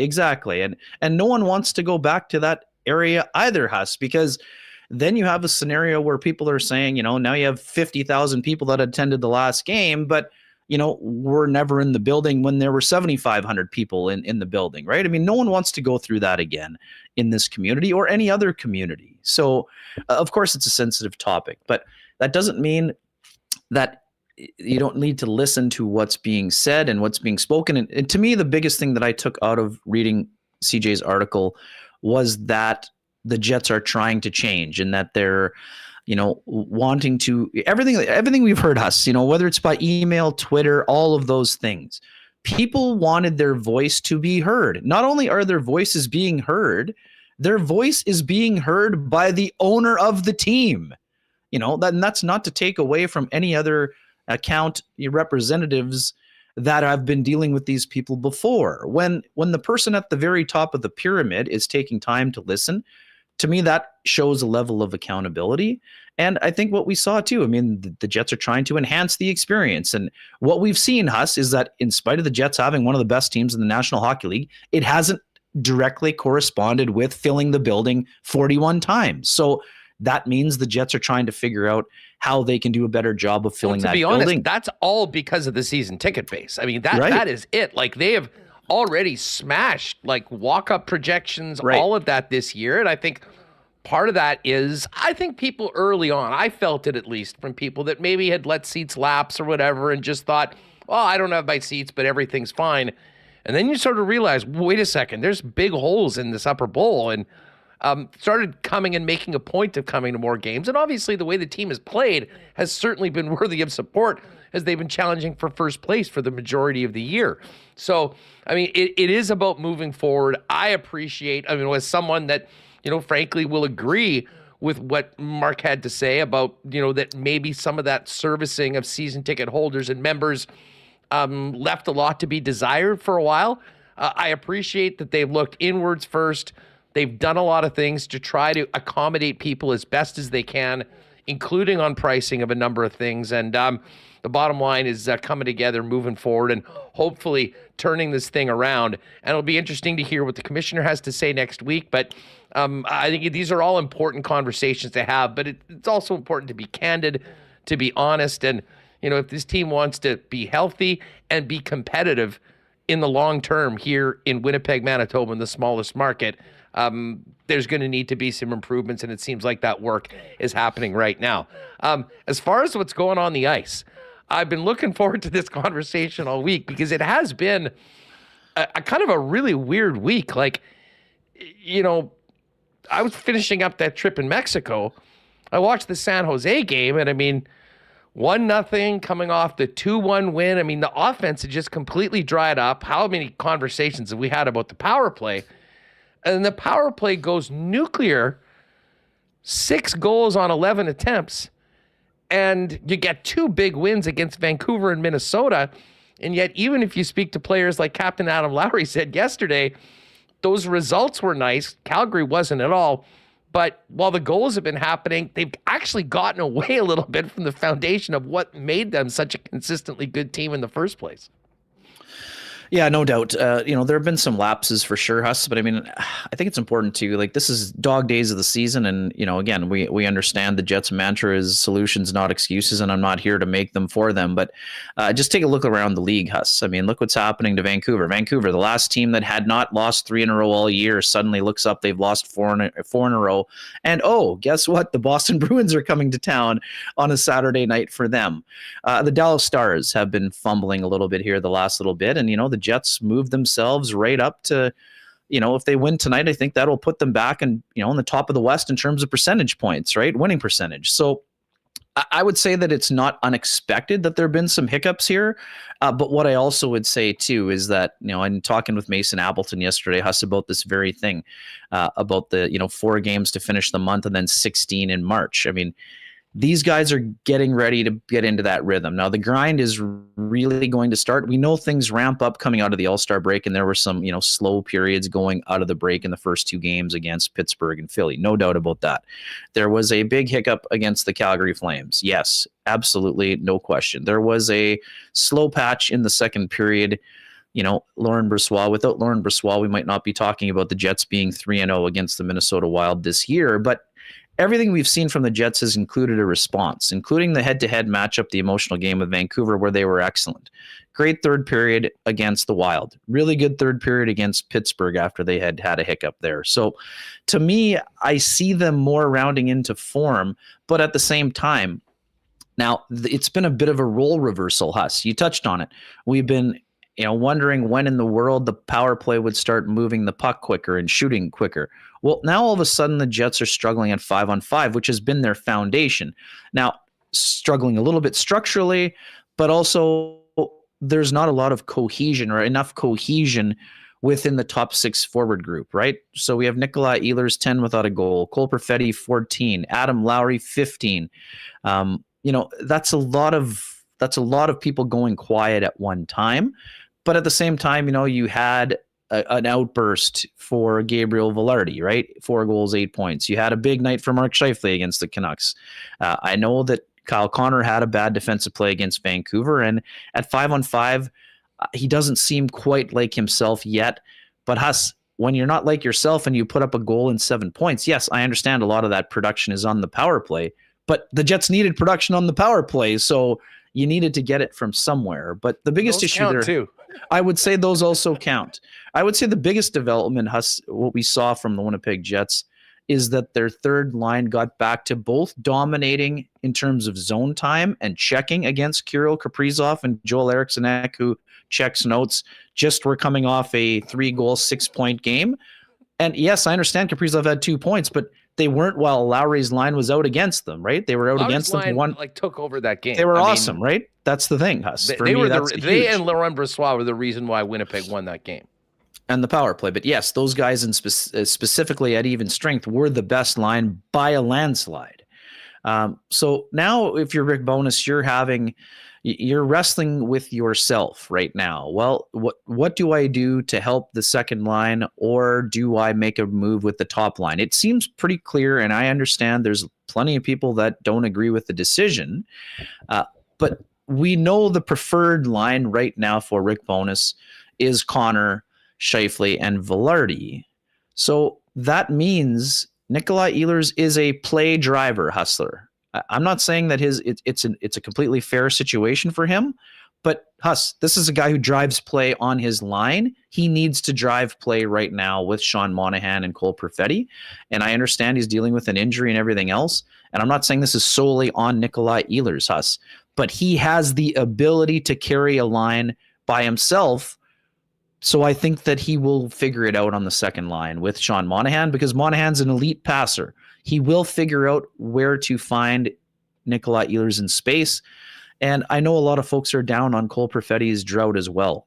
Cole Perfetti is a very smart hockey player. He's going to figure it out.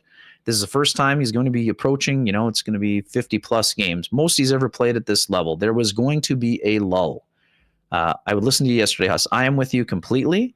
I think that Cole Perfetti will figure it out during the stretch run, and he should be given the rope to figure it out. If in 2 weeks the Jets decide they want to bolster the middle six, by all means, go ahead and do it. But that doesn't necessarily mean Cole Perfetti's down to the fourth line. He's going to be given an opportunity to play his way out of it.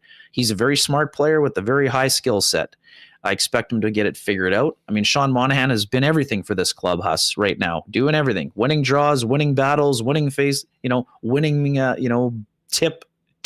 in front of the net, getting the power play going in the bumper, going on to the penalty kill.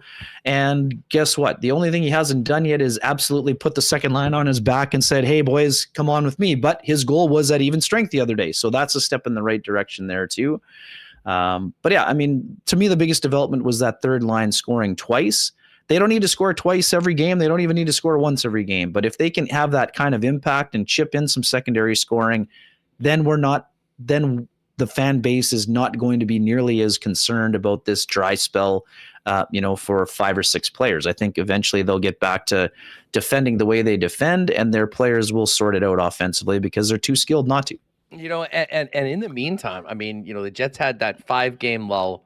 They came back with a couple of wins that, didn't exactly inspire confidence. And now they've got some very winnable games that they should win. They do make me a little nervous, to be honest, but you go and get that done, and hopefully it can be a get-right opportunity for line 2 in particular to start feeling it. But to your earlier point, like in the meantime, Ken, the Avalanche in their last 10 games are 4-4-2, and the Stars are 5-3-2, but have not won in their last 4 outings right now. And it's weird. The Jets aren't going to really make these games in hand up until like another month or so, or closer to next April. Month, yeah.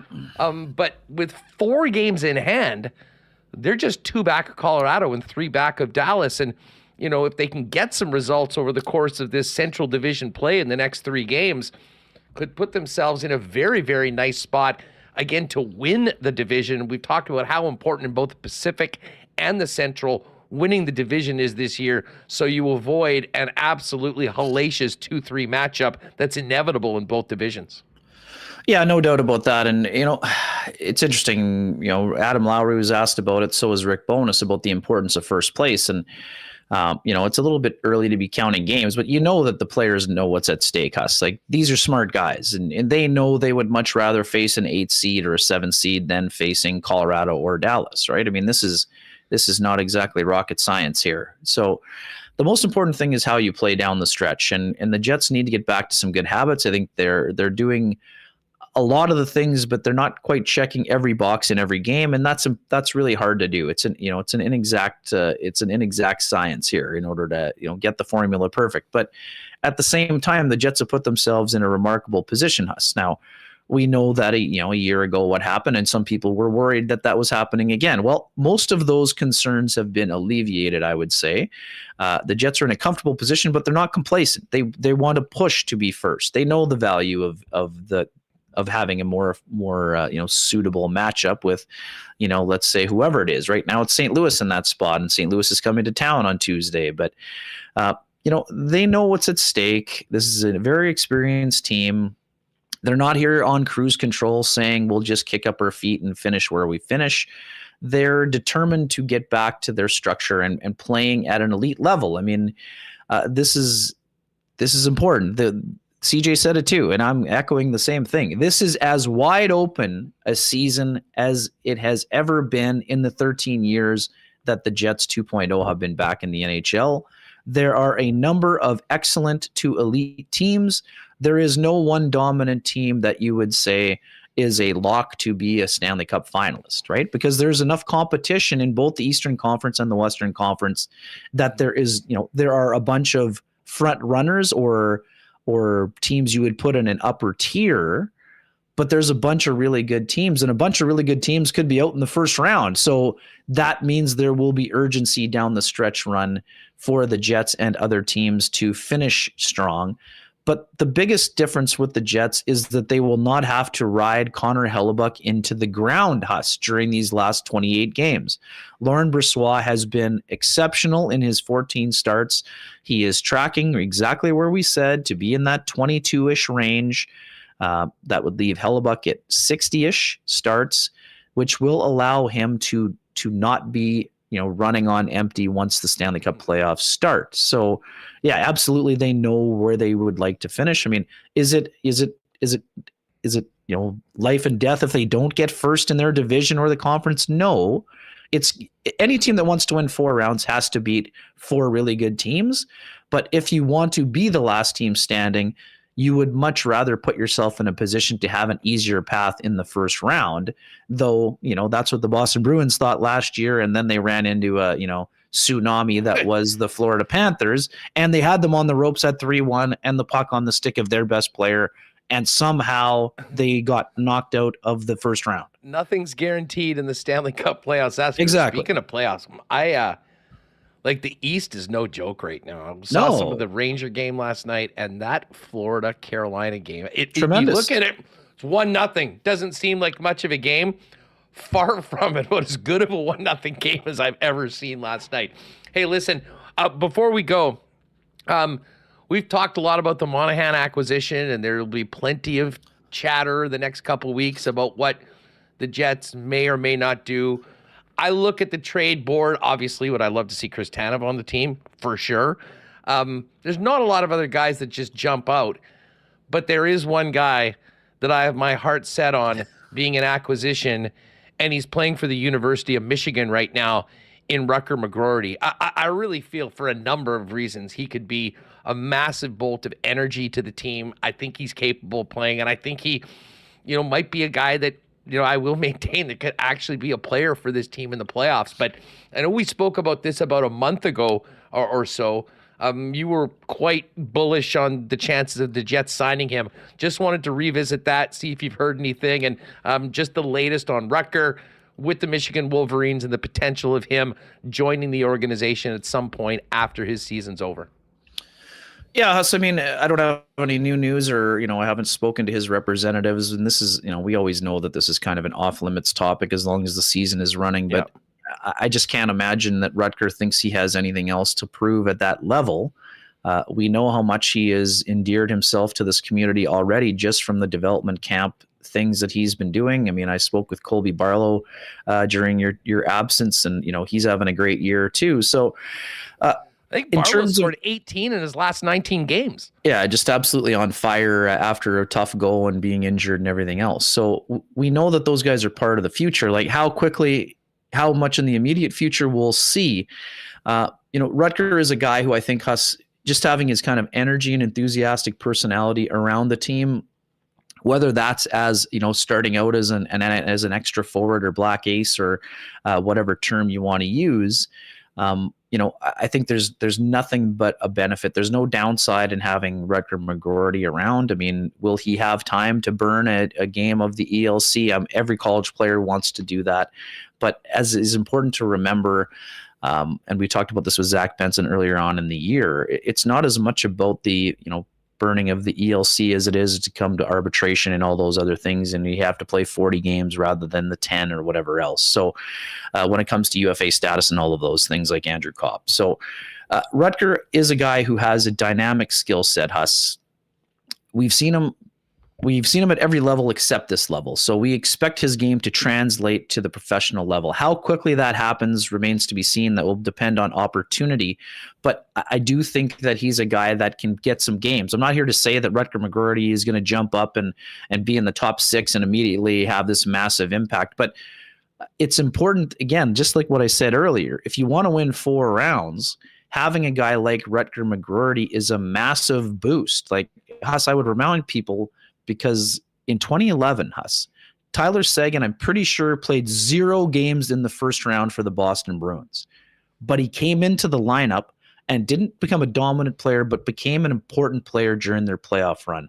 That's what I could see for McGroarty. And again, I'm not ruling out the potential for him to start on the fourth line or even somewhere else, depending on injuries and opportunity and everything else. But he's the kind of guy that can help a team at some point, like Matthew Nyes did. And some people don't like the comparison. I'm not comparing them as players. I'm comparing their situations. These were high-end NCAA players who got an opportunity and showed that you're riding the wave essentially, and then getting into the lineup and chipping in where you can. And I could see that happening for Rutger for sure, Huss. Do I think that will determine what the Jets do in terms of potentially adding a middle six forward? That I'm not certain of, but that could, lend their focus to being on maybe adding one more defenseman. But I'm not even certain here too, Huss, if would the Jets be looking at a Jan Ruda or somebody like that, a guy with kind of experience and pedigree who could, depending on the matchup, maybe he's on the third pairing, maybe he's not, right? I mean, it's very interesting because Kevin Cheveldayoff doesn't show his cards ever. So we know the Jets have been scouting Philadelphia heavily, and some people saying out of Philly that they're interested in Scott Laughton. I mean, does that make sense on a lot of levels? Sure. But Scott Laughton's playing on the fourth line with the Philadelphia Flyers. They're not bringing him in to be a top six player. So I think it's more likely they're looking at Sean Walker, but maybe they're creating a smokescreen by having Laughton's name out there. So again, there's a lot of things at play here, and the beauty of it, Huss, in 2 weeks we're going to have all our answers, or at least we're going to accept that one. We're going to have to wait until April for. Right, you're right on that one, Huss. But I do think I am very bullish on Rutger McGroarty, both in terms of his ability to get a deal done quickly. I just don't see I don't see any benefit for him there. I don't see this as a cut or go chase situation where I'm not signing there. Trade me somewhere. I don't see that at all. And again, this is not a knock on cut or go chase. I don't know his circumstances. He can take care of that on his own. But I mean, the Jets have a long pipeline of Michigan guys who would probably have told Rutger everything he needs to know about Winnipeg that he didn't know from being here in July for the development camp. But this is a guy who, we know how hard he worked to get back to the World Junior. He won a gold medal there, even though he wasn't 100%. So I can't imagine that he won't want to start the next step of his journey as quickly as possible. And I think that he would be a guy that you can easily dump into that room and you don't have to have any concern. Like, this is not a selfish player. This is a selfless player who basically stands for all the ideals that Rick Bowness has been preaching about all year long. And yeah, how big an impact he has, I'm not sure, but I expect him to be an impactful player for the Winnipeg Jets for years to come.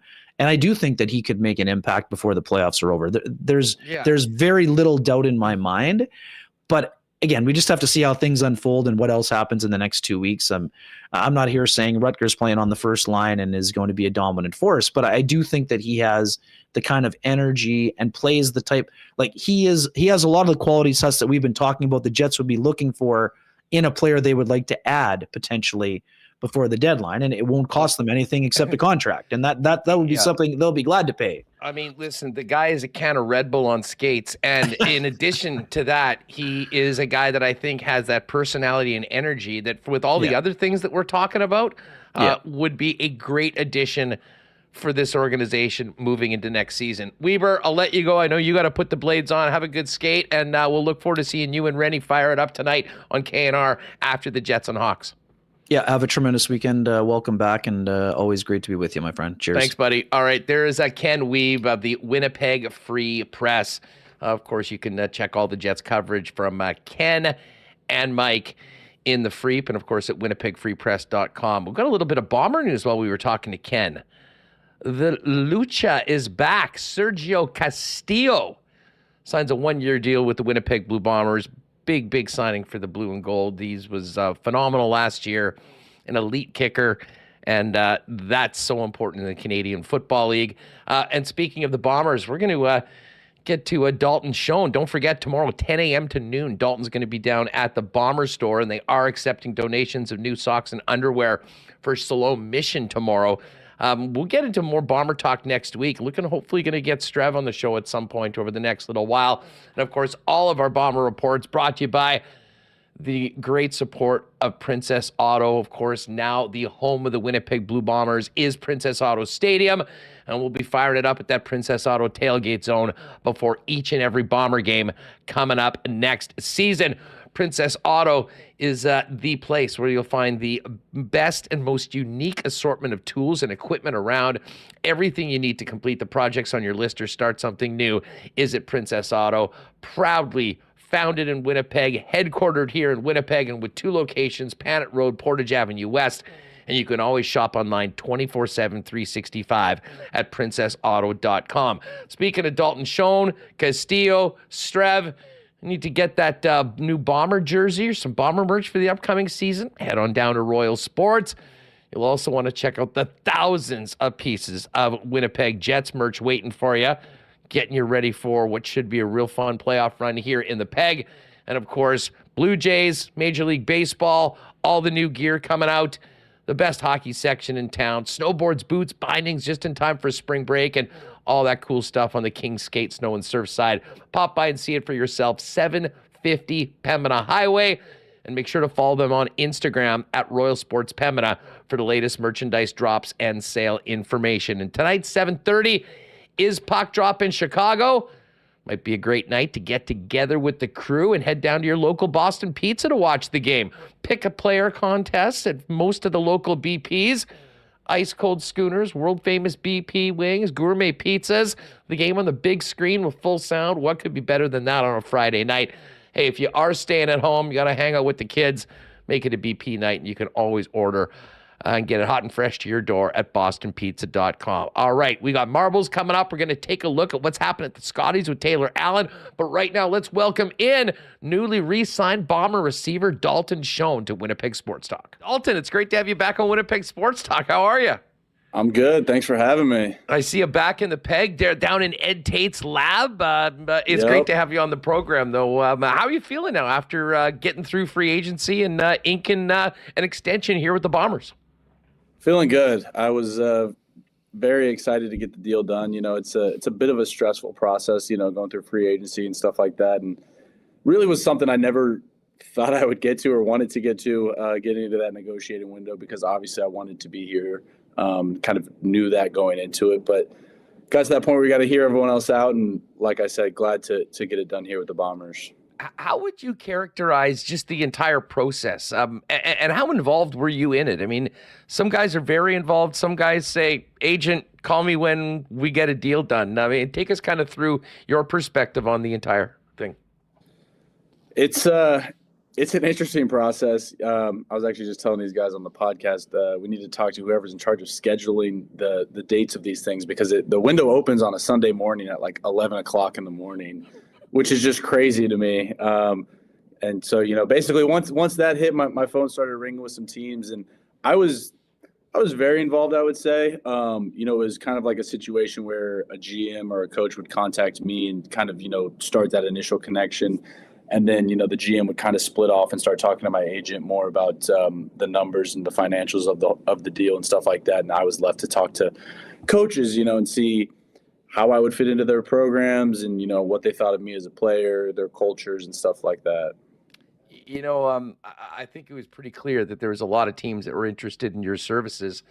You ended up staying here, potentially maybe leaving some money on the table. I mean, fill us in on what made the decision for you to stay here in Winnipeg and some of the factors outside of money that maybe kept you here in the Peg. Mm-hmm. Yeah, I think, you know, like I said, going into the process, I wanted to be here, and I knew that. I had never even really let myself think about going anywhere else until that window opened. And then you're like, oh, man, maybe I am going somewhere else. I got to start, you know, talking to all these teams and looking at all these options. And there's obviously other connections and teams out there in the league who wanted me to be there and, you know, had good sales pitches and stuff like that. But I think for me, what they were selling me on was what I already knew I had here, which was, you know, that organizational culture, that great team. You know, they were trying to say who their quarterback was. I was like, well, we got the best quarterback in the league here. And he's a guy who I want to continue to go to work with. And, you know, I think it was just all those aspects. And then it's this city and these fans, you know, and how they support our team. That meant the world to me. And, you know, I think as each guy goes through free agency, they got to kind of have their own personal thoughts on, what dollar amount is it worth to you to give up all the positives that we have here. And, for me, it wasn't there. You mentioned the quarterback as a receiver. I mean, you want to make sure you got someone pulling the trigger that's going to get you the ball. You've had great chemistry with Zach. Expand a little bit on your relationship with the Bombers QB1, if you would. Yeah, he was obviously talking to me all throughout this process, as far back as, December, January. We were talking about trying to get the deal done. And, he was just obviously making it clear that he wanted me to be here. And that feeling was obviously mutual. I've enjoyed getting to work with Zach these past 2 years. And obviously you've seen that my production has been up because of him. It's what he's able to do, how he's able to lead this offense. And so that was obviously a huge factor to me. I wanted to be somewhere, obviously, where I felt like, I would have good chemistry with a quarterback. And then why are you even looking anywhere else if you know you got Zach here? Dalton Schoen's with us from the Winnipeg Blue Bombers here on Winnipeg Sports Talk. By the way, Dalton's going to be at the Bomber store Saturday from 10 a.m. to noon. So Bomber fans pop by and say hi, maybe get an autograph. And they are taking in donations of new socks and underwear supporting Siloam Mission. So you can do a good deed at the same time, hopping down to see Dalton. It was very clear from the outset of the free agency period that you were a major priority, as was Brady Oliveira. And I think a lot of people in the know thought that, because of the numbers you guys had put up and the demand for both of your services, it was unlikely that both of you would be back. And then, very similar to what the Jets did with Hellebuck and Scheifele on Thanksgiving, we got the news very quickly that both of you were coming back, interested in and similar numbers as well. Were you in conversation at all with Brady at all? I mean, because it was very similar to what we saw with the Jets earlier. And we did hear that both players, it was important for them to be back, but also have a very important difference-making teammate come back as well. Yeah, Brady was someone who I was talking to throughout this entire process, as well as a number of guys on this team who were free agents. And I think that was pretty common theme across the board is like, well, yes, we all want to be back, but we want to be back together. And so sometimes it's a little bit hard to talk to Brady because he's in Bali, got a huge time difference. But no, he was staying up late into the night and FaceTiming me a lot. And so we had those conversations. I didn't know exactly where he was at with the team in their negotiation process, but with my conversations with the team on, I guess, that Monday, it was kind of like, hey, these are our numbers and it has to be pretty firm at this because we need, X amount of money for Brady. And so it was kind of an all hands on deck conceded effort to get the deal done together. And so then, talked to him that morning and was able to get it done that Tuesday morning. Was there a sense of relief once pen hit the paper? And how did you celebrate? There was definitely relief. Like the second I got the deal done, was a huge weight off my shoulders. And then obviously there was all these phone calls I had to make with friends and families. And I'd obviously been on the phone with my agent all day, but the whole day before that. And then, just a lot of time and celebration spent with friends and family. My parents took me out to a nice dinner one night, went out with some other people another night. It was a whole week-long celebration probably. That's good stuff. Well, there's been a lot of celebrating around where you're at. You've been spending the off season in Kansas City. A lot of excitement in that city for the NFL club as well. Did you take in the Chiefs playoff run? Yeah, I did. It was like I told you right before we started. They just keep doing it. The whole year as a whole didn't look so good, and then they get into the playoffs and they look like the best team in the NFL, obviously, and treated the city to another great playoff run and a pretty sweet Super Bowl. Well, I think back to when they won the first one in the Mahomes era. It also happened to be a similar season where the Bombers won the Grey Cup. So hopefully we can see that double happen again. What's the offseason been like for you outside? Obviously, this was going to be a major focus for you, but since you left Winnipeg, got a little bit removed from last year's football season, what have you been up to? Yeah, just a lot of, time to get away a little bit, relax, hang out with friends and family. Was able to go with my family down to the Pop-Tarts Bowl in Orlando to watch my school, K-State, play a bowl game. Also just to be in Orlando at that time was pretty cool. Get to some warmer weather. And then, other than that, just time spent, like I said, with family and friends, and then training, rehabbing a little bit, about getting to that point where it's time to start getting geared up for the next season. I have to ask you about the Pop-Tarts Bowl, because that event that event went somewhat viral. There's lots of bowl games. Not often you have such a commotion of the mascot. Tell us about the experience. Oh, there's the Pop-Tart that was everywhere that night. Yeah, the Pop-Tart, I think his name was Strawberry. He was out there doing his thing. It's not the highest rated bowl in terms of, the best teams in the country, but they sure know how to have a good time. So it was a lot of fun. And obviously when K-State won the game, it's obviously a lot more fun when your team wins. So Dalton, what's obviously you're here in town. Fans can pop by and say hi tomorrow at the Bomber Store from 10 a.m. to noon. What does the next month or so, couple months, have set for you outside of training before you're back here in Winnipeg getting to work? Yeah, I think, like you said, that training aspect, that never goes away. Obviously, always working towards preparing for the next season and getting ready for that. And then got a couple trips planned with friends and family, just vacation a little bit, relax, and get ready for this next season mentally, I guess. Do you take any time completely away from football training over the off season, in particular right before training camp, knowing the grind of what the training camp into the season is? I definitely take time away completely from football, more like right after the season. And they tell us to do that with the strength staff here and my trainer back home. It's kind of a time to do something else, still be physical and active, but maybe, go biking, go running, swimming, play basketball, do something different compared to just training for football all the time. Now, I think the spot we're at right now is when it really actually starts gearing more up into football specific activities. And I definitely don't really take any time off before training camp, because that's when you got to be more fine tuning everything. So I'd say more those winter months, December, January, part of February, that's way less football involved. And, it works out well seasonally, because it's not like you can really get out on the field in Kansas City or here during the winter months. Before we go, I've just got to ask you, how are you feeling? We know how hard, going into it, the goal is the same as always. And so it's all about, how we're preparing to make it happen. Dalton, it is great having you back with the Bombers, and great having you back on Winnipeg Sports Talk. Have a great weekend here in the Peg. Enjoy the rest of the off season, and good luck. We'll look forward to seeing you and the rest of your teammates back for training camp and taking another run at that Grey Cup. I appreciate it. Looking forward to it. All right, great stuff with Dalton Schoen. Again, he's there, Bomber Store tomorrow, 10 a.m. to noon. Appreciate him jumping on the program. Hey, big thanks to Sam Crow. Very nice super chat. Appreciate you, Sam Crow.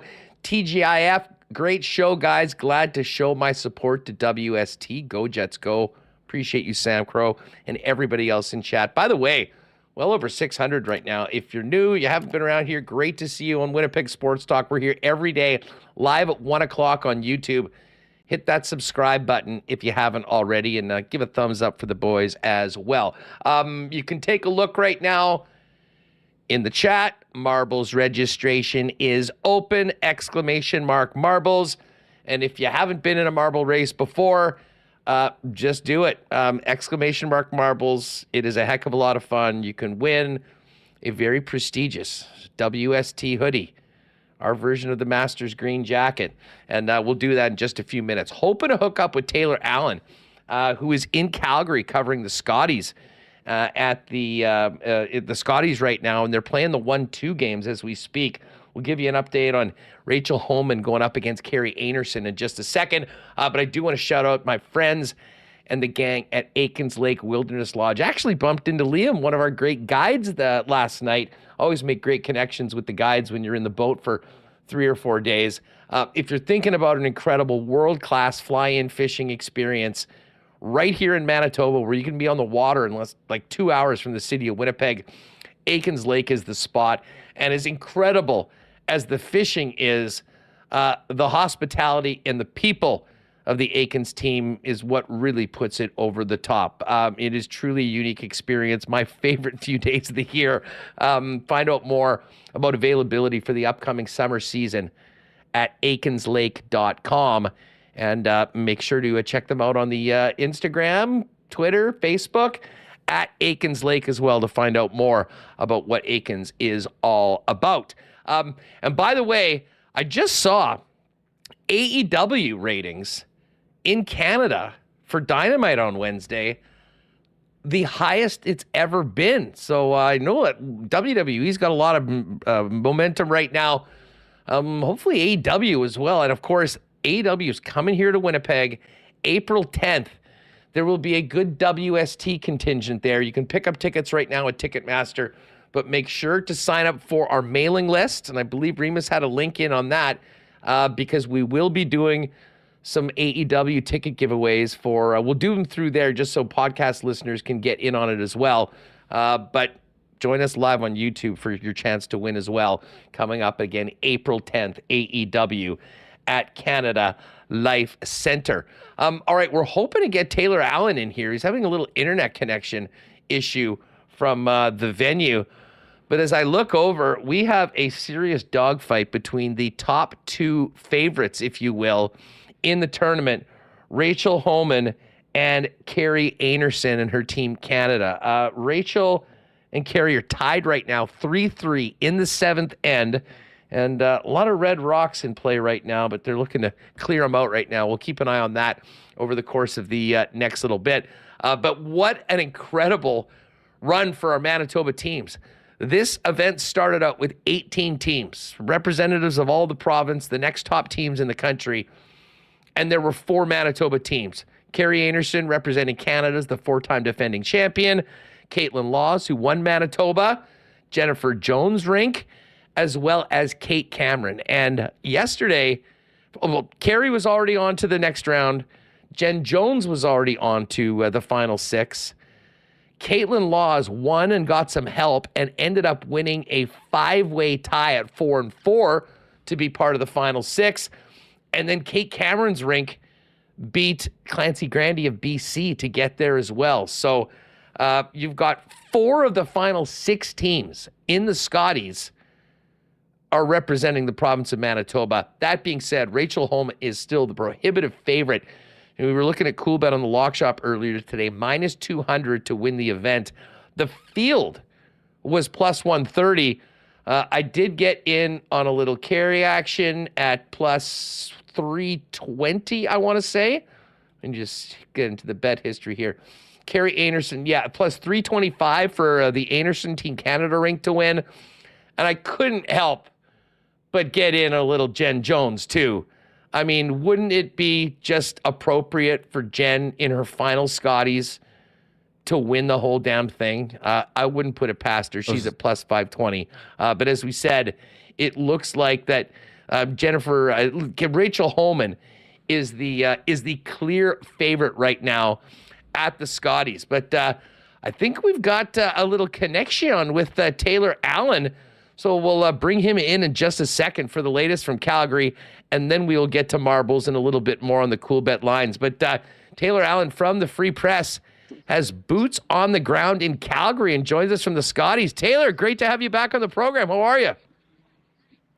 Well, thanks for having me. This is actually my Winnipeg Sports Talk debut, and I can't say I ever imagined that I'd be doing it in some random hallway here at the WinSport Event Center here in Calgary. Hopefully you guys can hear me okay. Hopefully the connection's okay. But yeah, thanks for having me. And obviously with 4 Manitoba teams in the final 6 here, there's quite a bit to talk about. Yeah, that's crazy. I thought we'd already had you on. Maybe just all of your great work as commissioner of the league. We've certainly talked about you on the program before. But anyways, welcome. Thanks so much for doing this. I know it's a busy day. Just before we get to what's going on last night, I just sort of teed it up. But, I mean, Rachel Homan may be the favorite, but Manitoba has just been everywhere. And yesterday, Caitlin Laws getting some help, and Kate Cameron with a gutsy win last night. 4 of the 6 remaining teams are from the Keystone Province. Yeah, it's incredible. I mean, with Caitlin Laws, we'll start there. There were 16 different scenarios in her pool heading into that last afternoon draw, and only 2 of them had Caitlin Laws actually advancing to the playoff stage. But sure enough, what she needed to happen ended up coming to fruition. They had a big win over Krista McCarville out of Northern Ontario, who's a really good team, who's made it to the final day of this event at the past 2 Scotties. So big on them. Caitlin Laws had a bit of a slow start to the week, starting out at 1-3, but she hung in there. And then Kate Cameron as well. I mean, they were kind of the opposite. They started out really well, 2-0, and kind of dipped a little bit. But then yesterday, their fate was in their hands, but they had to go 2-0.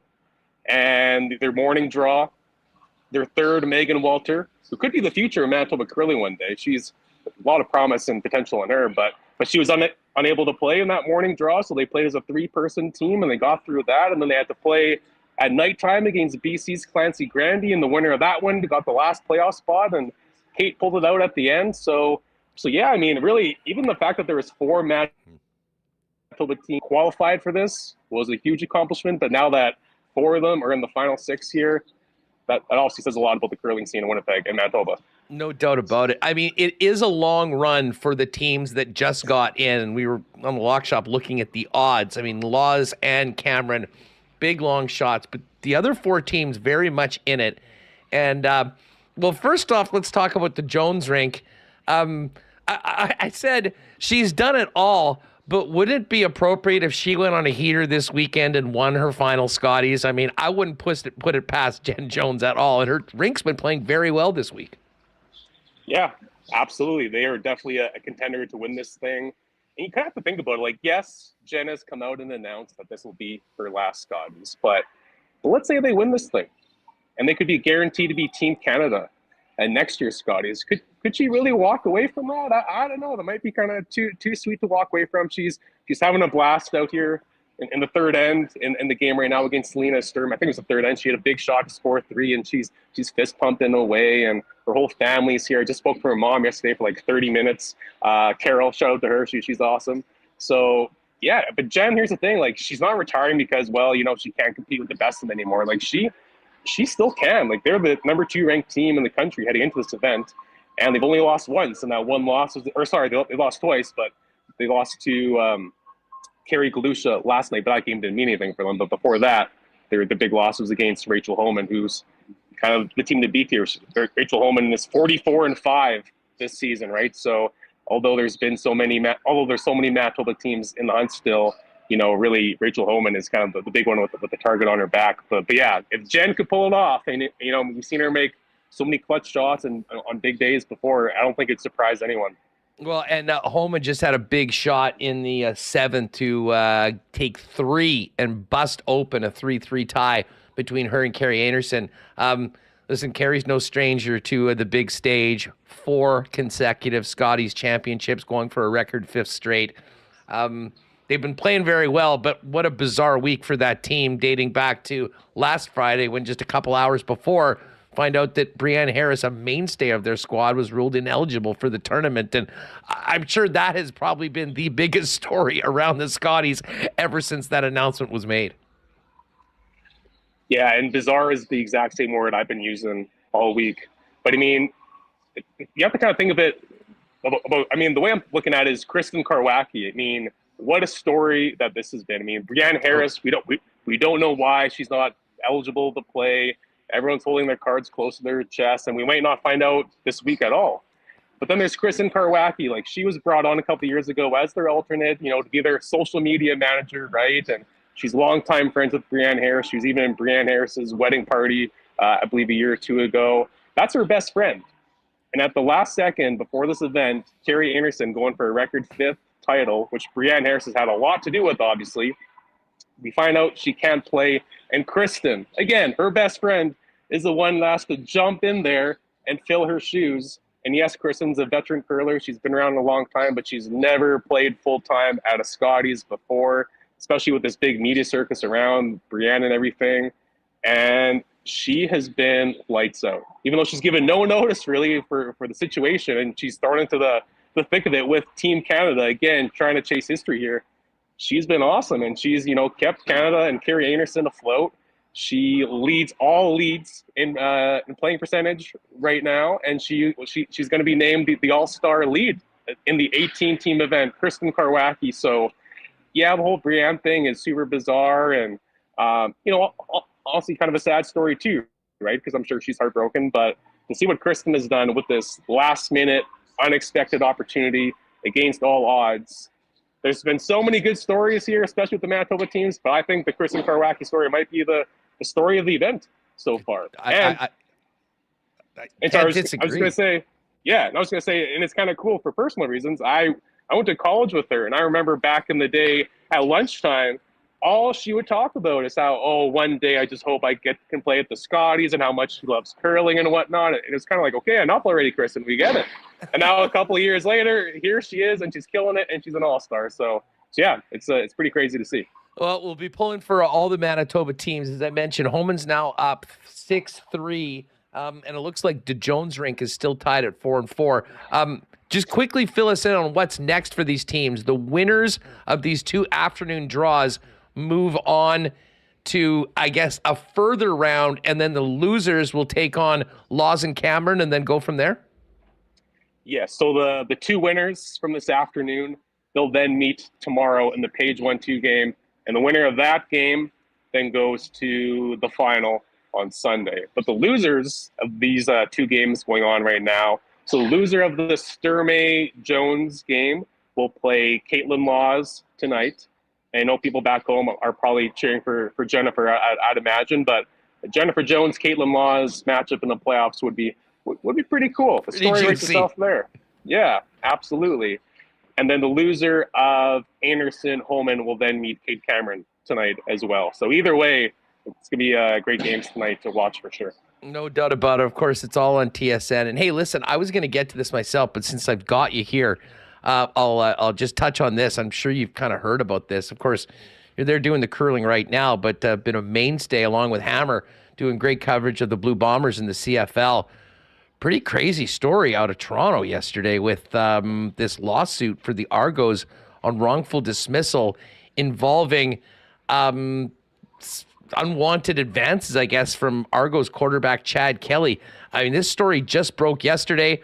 But I imagine this is going to be a huge off-season topic for the Canadian Football League.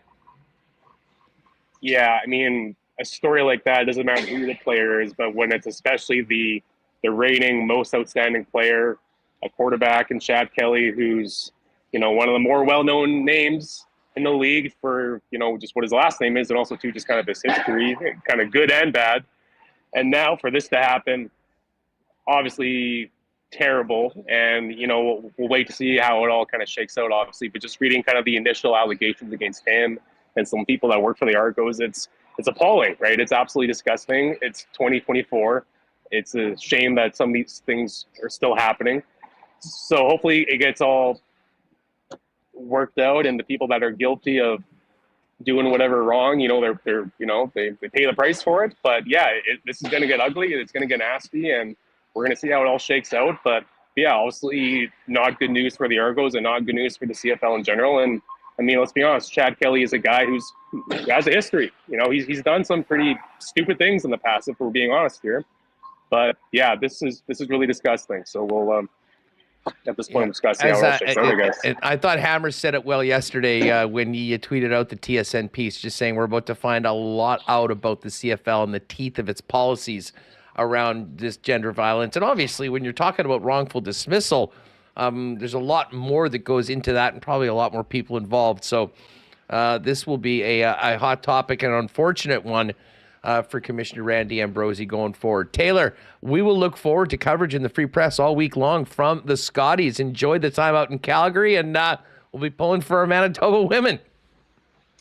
Thanks for having me, guys. Really appreciate it. And hopefully this fantasy football season, me and the commissioner will finish ahead of you two. I thought since it was year one of the media league, I'd be nice to the Winnipeg Sports Talk boys, let you guys get the playoff spots over me. But year two, I'm coming to play. So watch out. We're all coming. Yeah, let Josh know I'm still steaming from his win over me in the finals. But that was awesome. Cannot wait to do it again next year. Thanks again, Tay.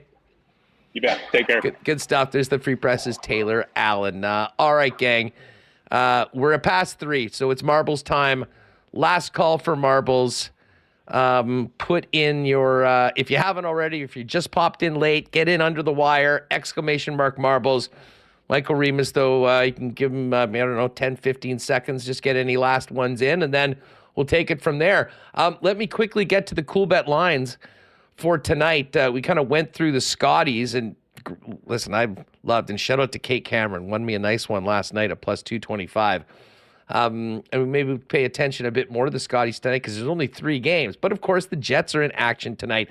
Other games on the docket, Buffalo's at -152 in Seabus to take on the Jackets. Columbus is +129. The Oilers are a -187 favorite against the Minnesota Wild. The Wild +157. And then the Jets and Blackhawks go at it, -267. The Jets, the biggest favorite on the board tonight. The Hawks are +220. The total for the game is 5.5. And as I mentioned and teased a little bit earlier, I'm looking for a get-right game for that line too, and in specifically Nikolai Ehlers. I think Ehlers, hopefully takes advantage of maybe a few more opportunities out there, and certainly against a lesser opponent in Chicago, and gets the mojo back. His shot prop for tonight's game is 2.5. I think Nikolai Ehlers shoots the puck tonight, so we're going to take the over 2.5 at -154 on the shots on goal. But Remis, I'm also putting a marker down on Ehlers to score tonight, +200. It is time, and as we've been talking about for the last few days, I got a feeling that, especially with these 2 games, big opportunity for Ehlers and Perfetti for that matter.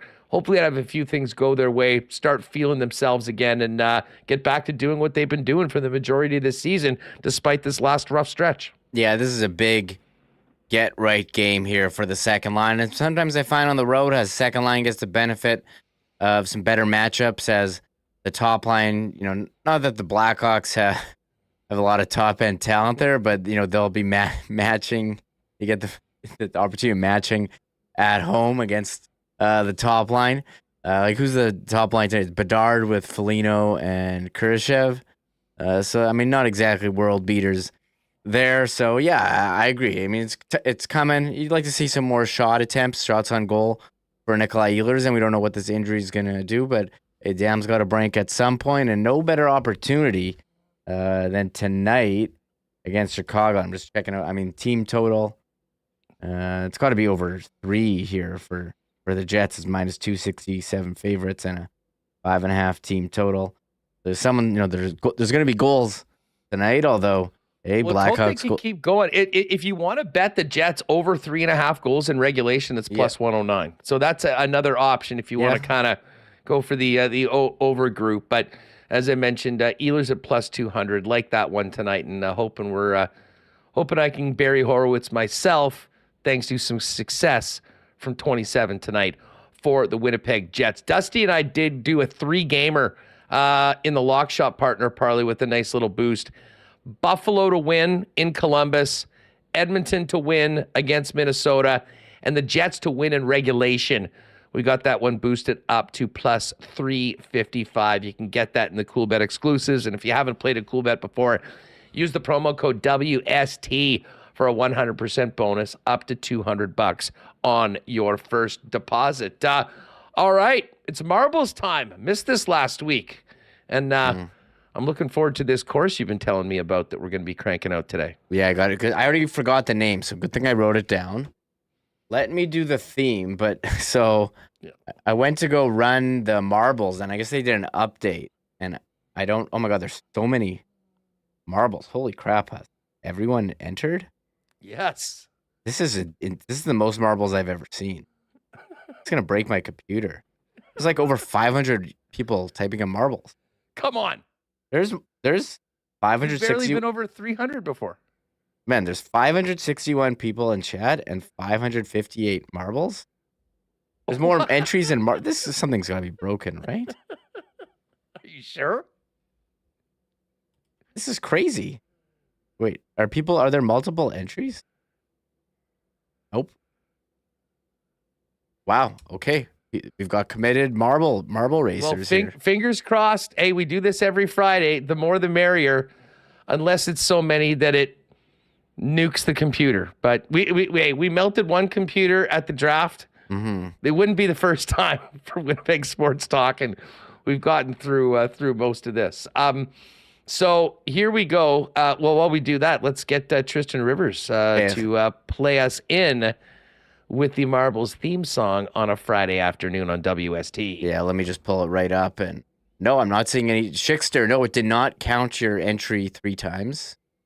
This is wild. And yeah, 568 people in here, 285 likes. Hey, if you're in the marble race, like hit the thumbs up. Come on. Help us and out. You got to be subscribed to win too. So just make sure you hit that subscribe button for the channel. Yeah. You'll be eligible to win the hoodie for the marble race. We're in unprecedented territory here. Yeah, 13 away, Huss, from 11K.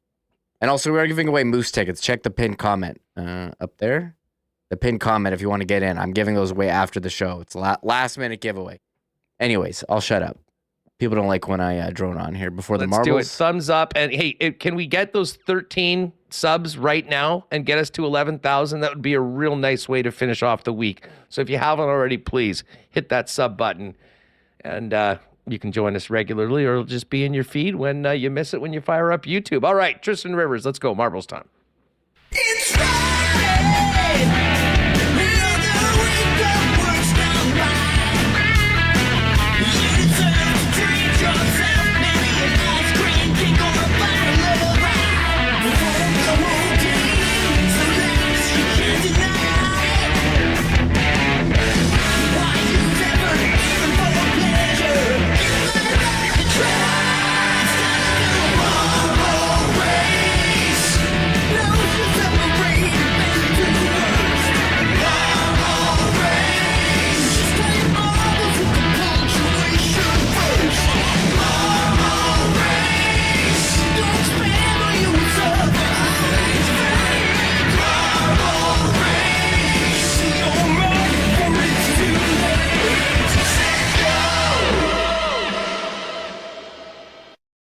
All right, a huge turnout for the marble race today, an all-time record. Remo, take it away. Let us know where we're going, and good luck to everyone.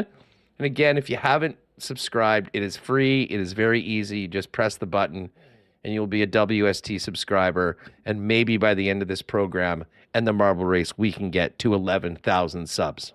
Yeah, let me just get them all loaded in. There's just so many marbles.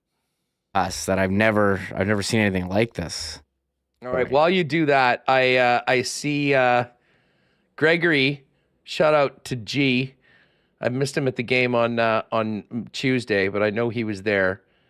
Has just reminded everyone that the WWE Elimination Chamber is in Perth, Australia. So it starts at 4 a.m. tomorrow. So set your PVRs.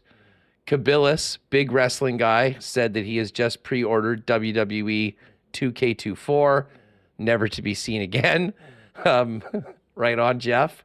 Duck Dad. Yeah, what up, Duck Dad? Duck Dad's a lock shopper. He said, "This is my first time hearing this song, and I just heard some Windows things happening, and I am wondering what's going on back there." Yeah, we had a slight internet issue.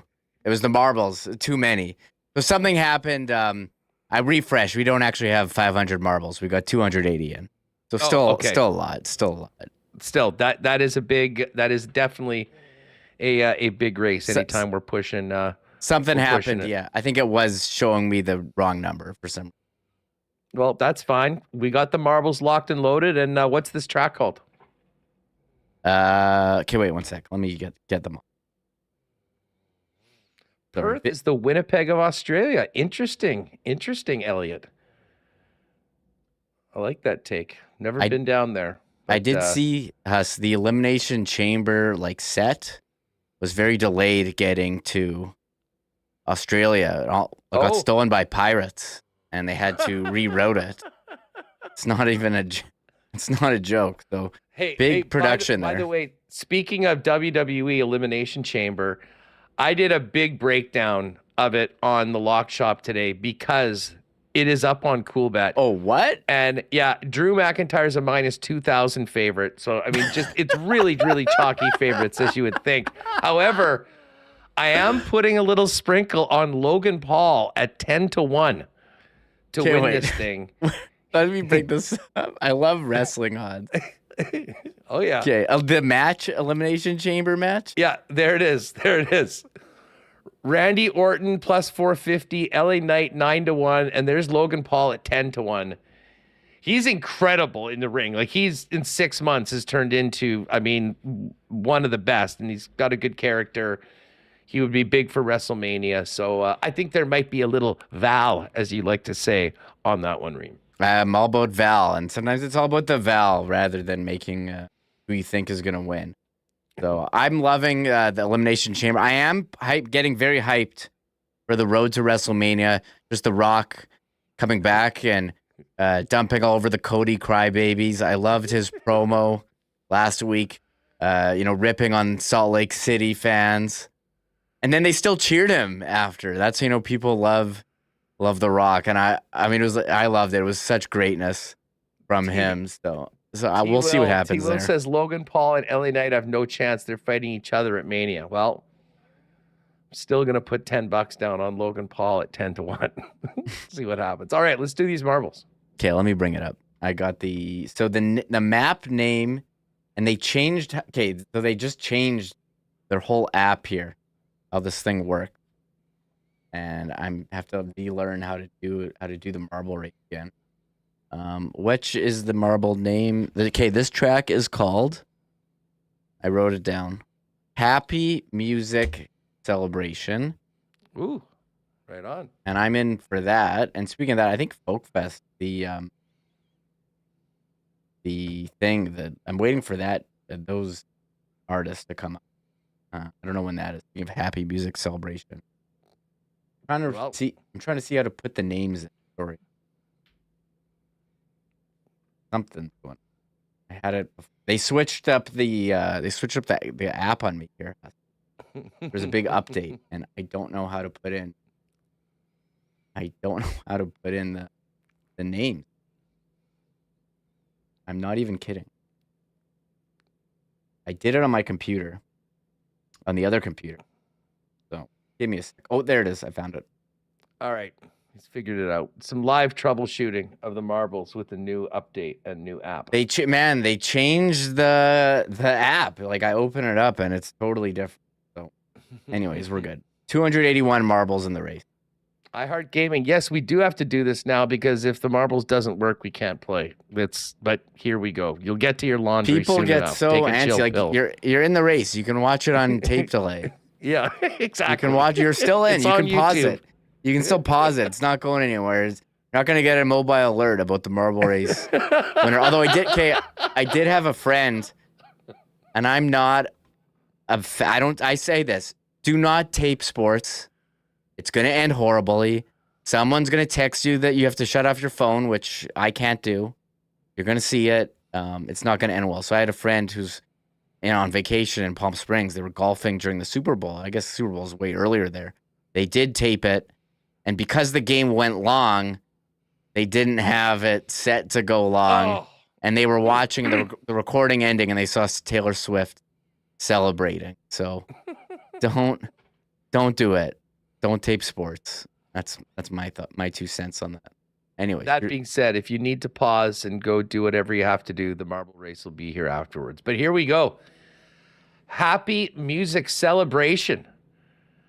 I believe. Well, this is a wild start. I guess. People are antsy. Let's get her going and drop the marbles on a Friday afternoon here on WST. Yeah, it's a really colorful one. I like it. And there's ending's a bit non-traditional. They just go into a teleport into the thing. So, okay, you'll see. Just keep an eye out for that. I'm down with all of these new tracks, though. Shout out to the community for making all of these. All right. Oh, Winnipeg Gabriel Vivaldi. By the way, nice to meet you the other day after the game. It was great. And I was also supposed to give a shout out to Grace Love, who was just at her first game. Very nice to meet her and a bunch of WSTers after the game. I guess that was Tuesday night against the Minnesota Wild. All right, things are all right. We've got some marbles dropping right now, going into a very interesting. Oh, Spency 5 Centsy, not to be confused with the WST original Spency. Spency 5 Centsy, another loyal lock shopper. What up, Spence? All right, Spency 5 Centsy, SK, Chris Vermette, also looking good, but Edmonton Spency in first place right now. It looks like Mary Jane, WST favorite, always the queen of positivity.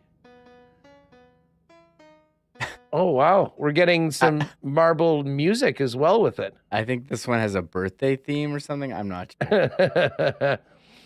Oh, Mrs. Jones just got thrown over the top rope. But Mary Jane, Mikey McMikeface right now in the lead. T. Will, Leslie Mishnook, Derek McGoran, all over the top rope, Royal Rumble style. Sorry about that, guys. Oh, Mitch Razanzoff just got whacked too. Oh, here's all caps Kyle making a run. But Mikey McBikeface is, I believe, in first right now. Yep. Al Broderick right behind. Mary Jane on the other side, along with Eric Boyer. Mary Jane is in first right now. Who's going to get down this next? Oh, nice transition by Eric. Getting into what looks like a long stretch of relatively straight rolling. Eric, Mikey, cigars for everyone in third, and Mary Jane as well. But Eric Boyer right now in the lead. We've got another couple obstacles. Let's see what happens here with Eric in the midst. Oh, he's getting bounced around a little bit. Yeah, so first one into this teleport at the end. That's the finish, so watch out for that. Okay, here we go. Eric's made it through. Is he going to make it? Eric looks like he's in and has been teleported to victory. Al Broderick, second. Mary Jane, third. Dylan Young, fourth. Spartacus in fifth. Sego Saramaga, what up, Sego, in sixth. Victor Owen, seventh. Flying Goats in eighth. John D. and Earl James. All right, as we do have a number of WSTers that have head-to-head side bets on this, so as soon as the race is finished, we will recap it all. But Eric, nice work. Fire us an email, winnipegsportstalk@gmail.com. Let us know what size you are. I think I have all the sizes still right now. And we'll be in touch and get you hooked up. All right. Oh, the fire, I think, is eating up anyone that was too late. But there it is. Eric Bayer, 96, the victor of today's marble race. Good course. Good one. Showtime. Ain't no way, Huss. Yeah, Ain't sure. No way. Huss, Eric is the one. He's got his whole family's coming out to the whiskey tasting event next Thursday. That's the one I was just telling you about today. So Right on. Eric, it was the good vibes of jumping on that WST event. Well, let us know. Maybe we can bring that to you. Maybe we can bring that to you on Thursday out at the Manitoba Sports Hall of Fame for the big day. But here we go. Here are the results. Yeah, it does look a little different. There has been an update. Oh, Mike Wynn, 11th. Nice work, Mike. The font is definitely different. Shout out to Zach Wynn, who got his first whip last night. Nice car. I like that post. So here we go. Just keep on rolling down here, Reem. Sure. Just give everyone a look. I see waiters there. Jets Pope. What's up, D? Oh, Bozeman. Nice work. Ross isn't going to like that. Bozeman in the top 30. I think that means that's a win. A win for Bozeman in their head-to-head against Roscoe. NBHA Ball Hockey. What's up? Jet Oil Tom. Derek Schmidt. Yin Vivian. What's up, Yin? Oh, wait. I got to move you. Hold on. Dino, sure. There we go. Winnipeg, Gabriel Vivaldi. Hewichenko. So many of our regulars. Great to see everyone out here for a nice Friday. Long show today, but hey, it was a good one. Thanks again to Chris Johnston for jumping on. Appreciate CJ. And again, hey, if you haven't already checked out his article at The Athletic, definitely you're going to want to do that. And if you popped in a little late just for marbles, head back and check out Ken Wiebe. Talked a lot about the situation with the Jets moving forward, the plan, and whatnot. There's Amanda. Nice work, Amanda. Although not one of your finer performances, to be honest. There's Dark Moon, Manny Fran, Leanne, T-Kona, Pauly. Yikes, T-Kona. Tough one there. And Al, the final one across the board. And then A lot of people. Greg Liverpool, you're getting ready for the elimination chamber by getting thrown over the top rope. Too bad. T-Will, Derek McGorn, so many of our favorites. Oh, Schickster too. Schickster's had his fair share of wins though. So what it is, that's going to do it for us. Game time tonight, 7:30, Chi-Town. And then Sunday, 5 p.m., home game, Canada Life Center. I will hopefully see some of you at the game on Sunday. Again, last call. Click on that link at the top in the chat if you want to win Moose tickets to the game tomorrow night. But a great weekend. Moose at 7 tonight. Moose at 6 tomorrow. Jets at 5 on Sunday. Plenty of live hockey at the downtown barn. Thanks to Brandon Rewucki, Chris Johnston of The Athletic, Kenny Wiebe, Dalton Schoen, Taylor Allen in Calgary. It's been a packed show. Great way to end the week. Thanks all of you for being with us. And again, on your way out, hit that subscribe button if you haven't. We're just about at 11K. Want to get there this weekend. We'll be back Monday, 1 p.m., firing it up, breaking down the weekend and getting ready for the Blues and the Commissioner to come to town on Tuesday. Thanks again for being with us, everyone. Have a great weekend. We'll see you Monday. Oh my God! Oh! Shut it down! Let's go home! Thanks for tuning in to Winnipeg Sports Talk Daily. Make sure to subscribe on YouTube and your favorite podcast feed at winnipegsportstalk.com.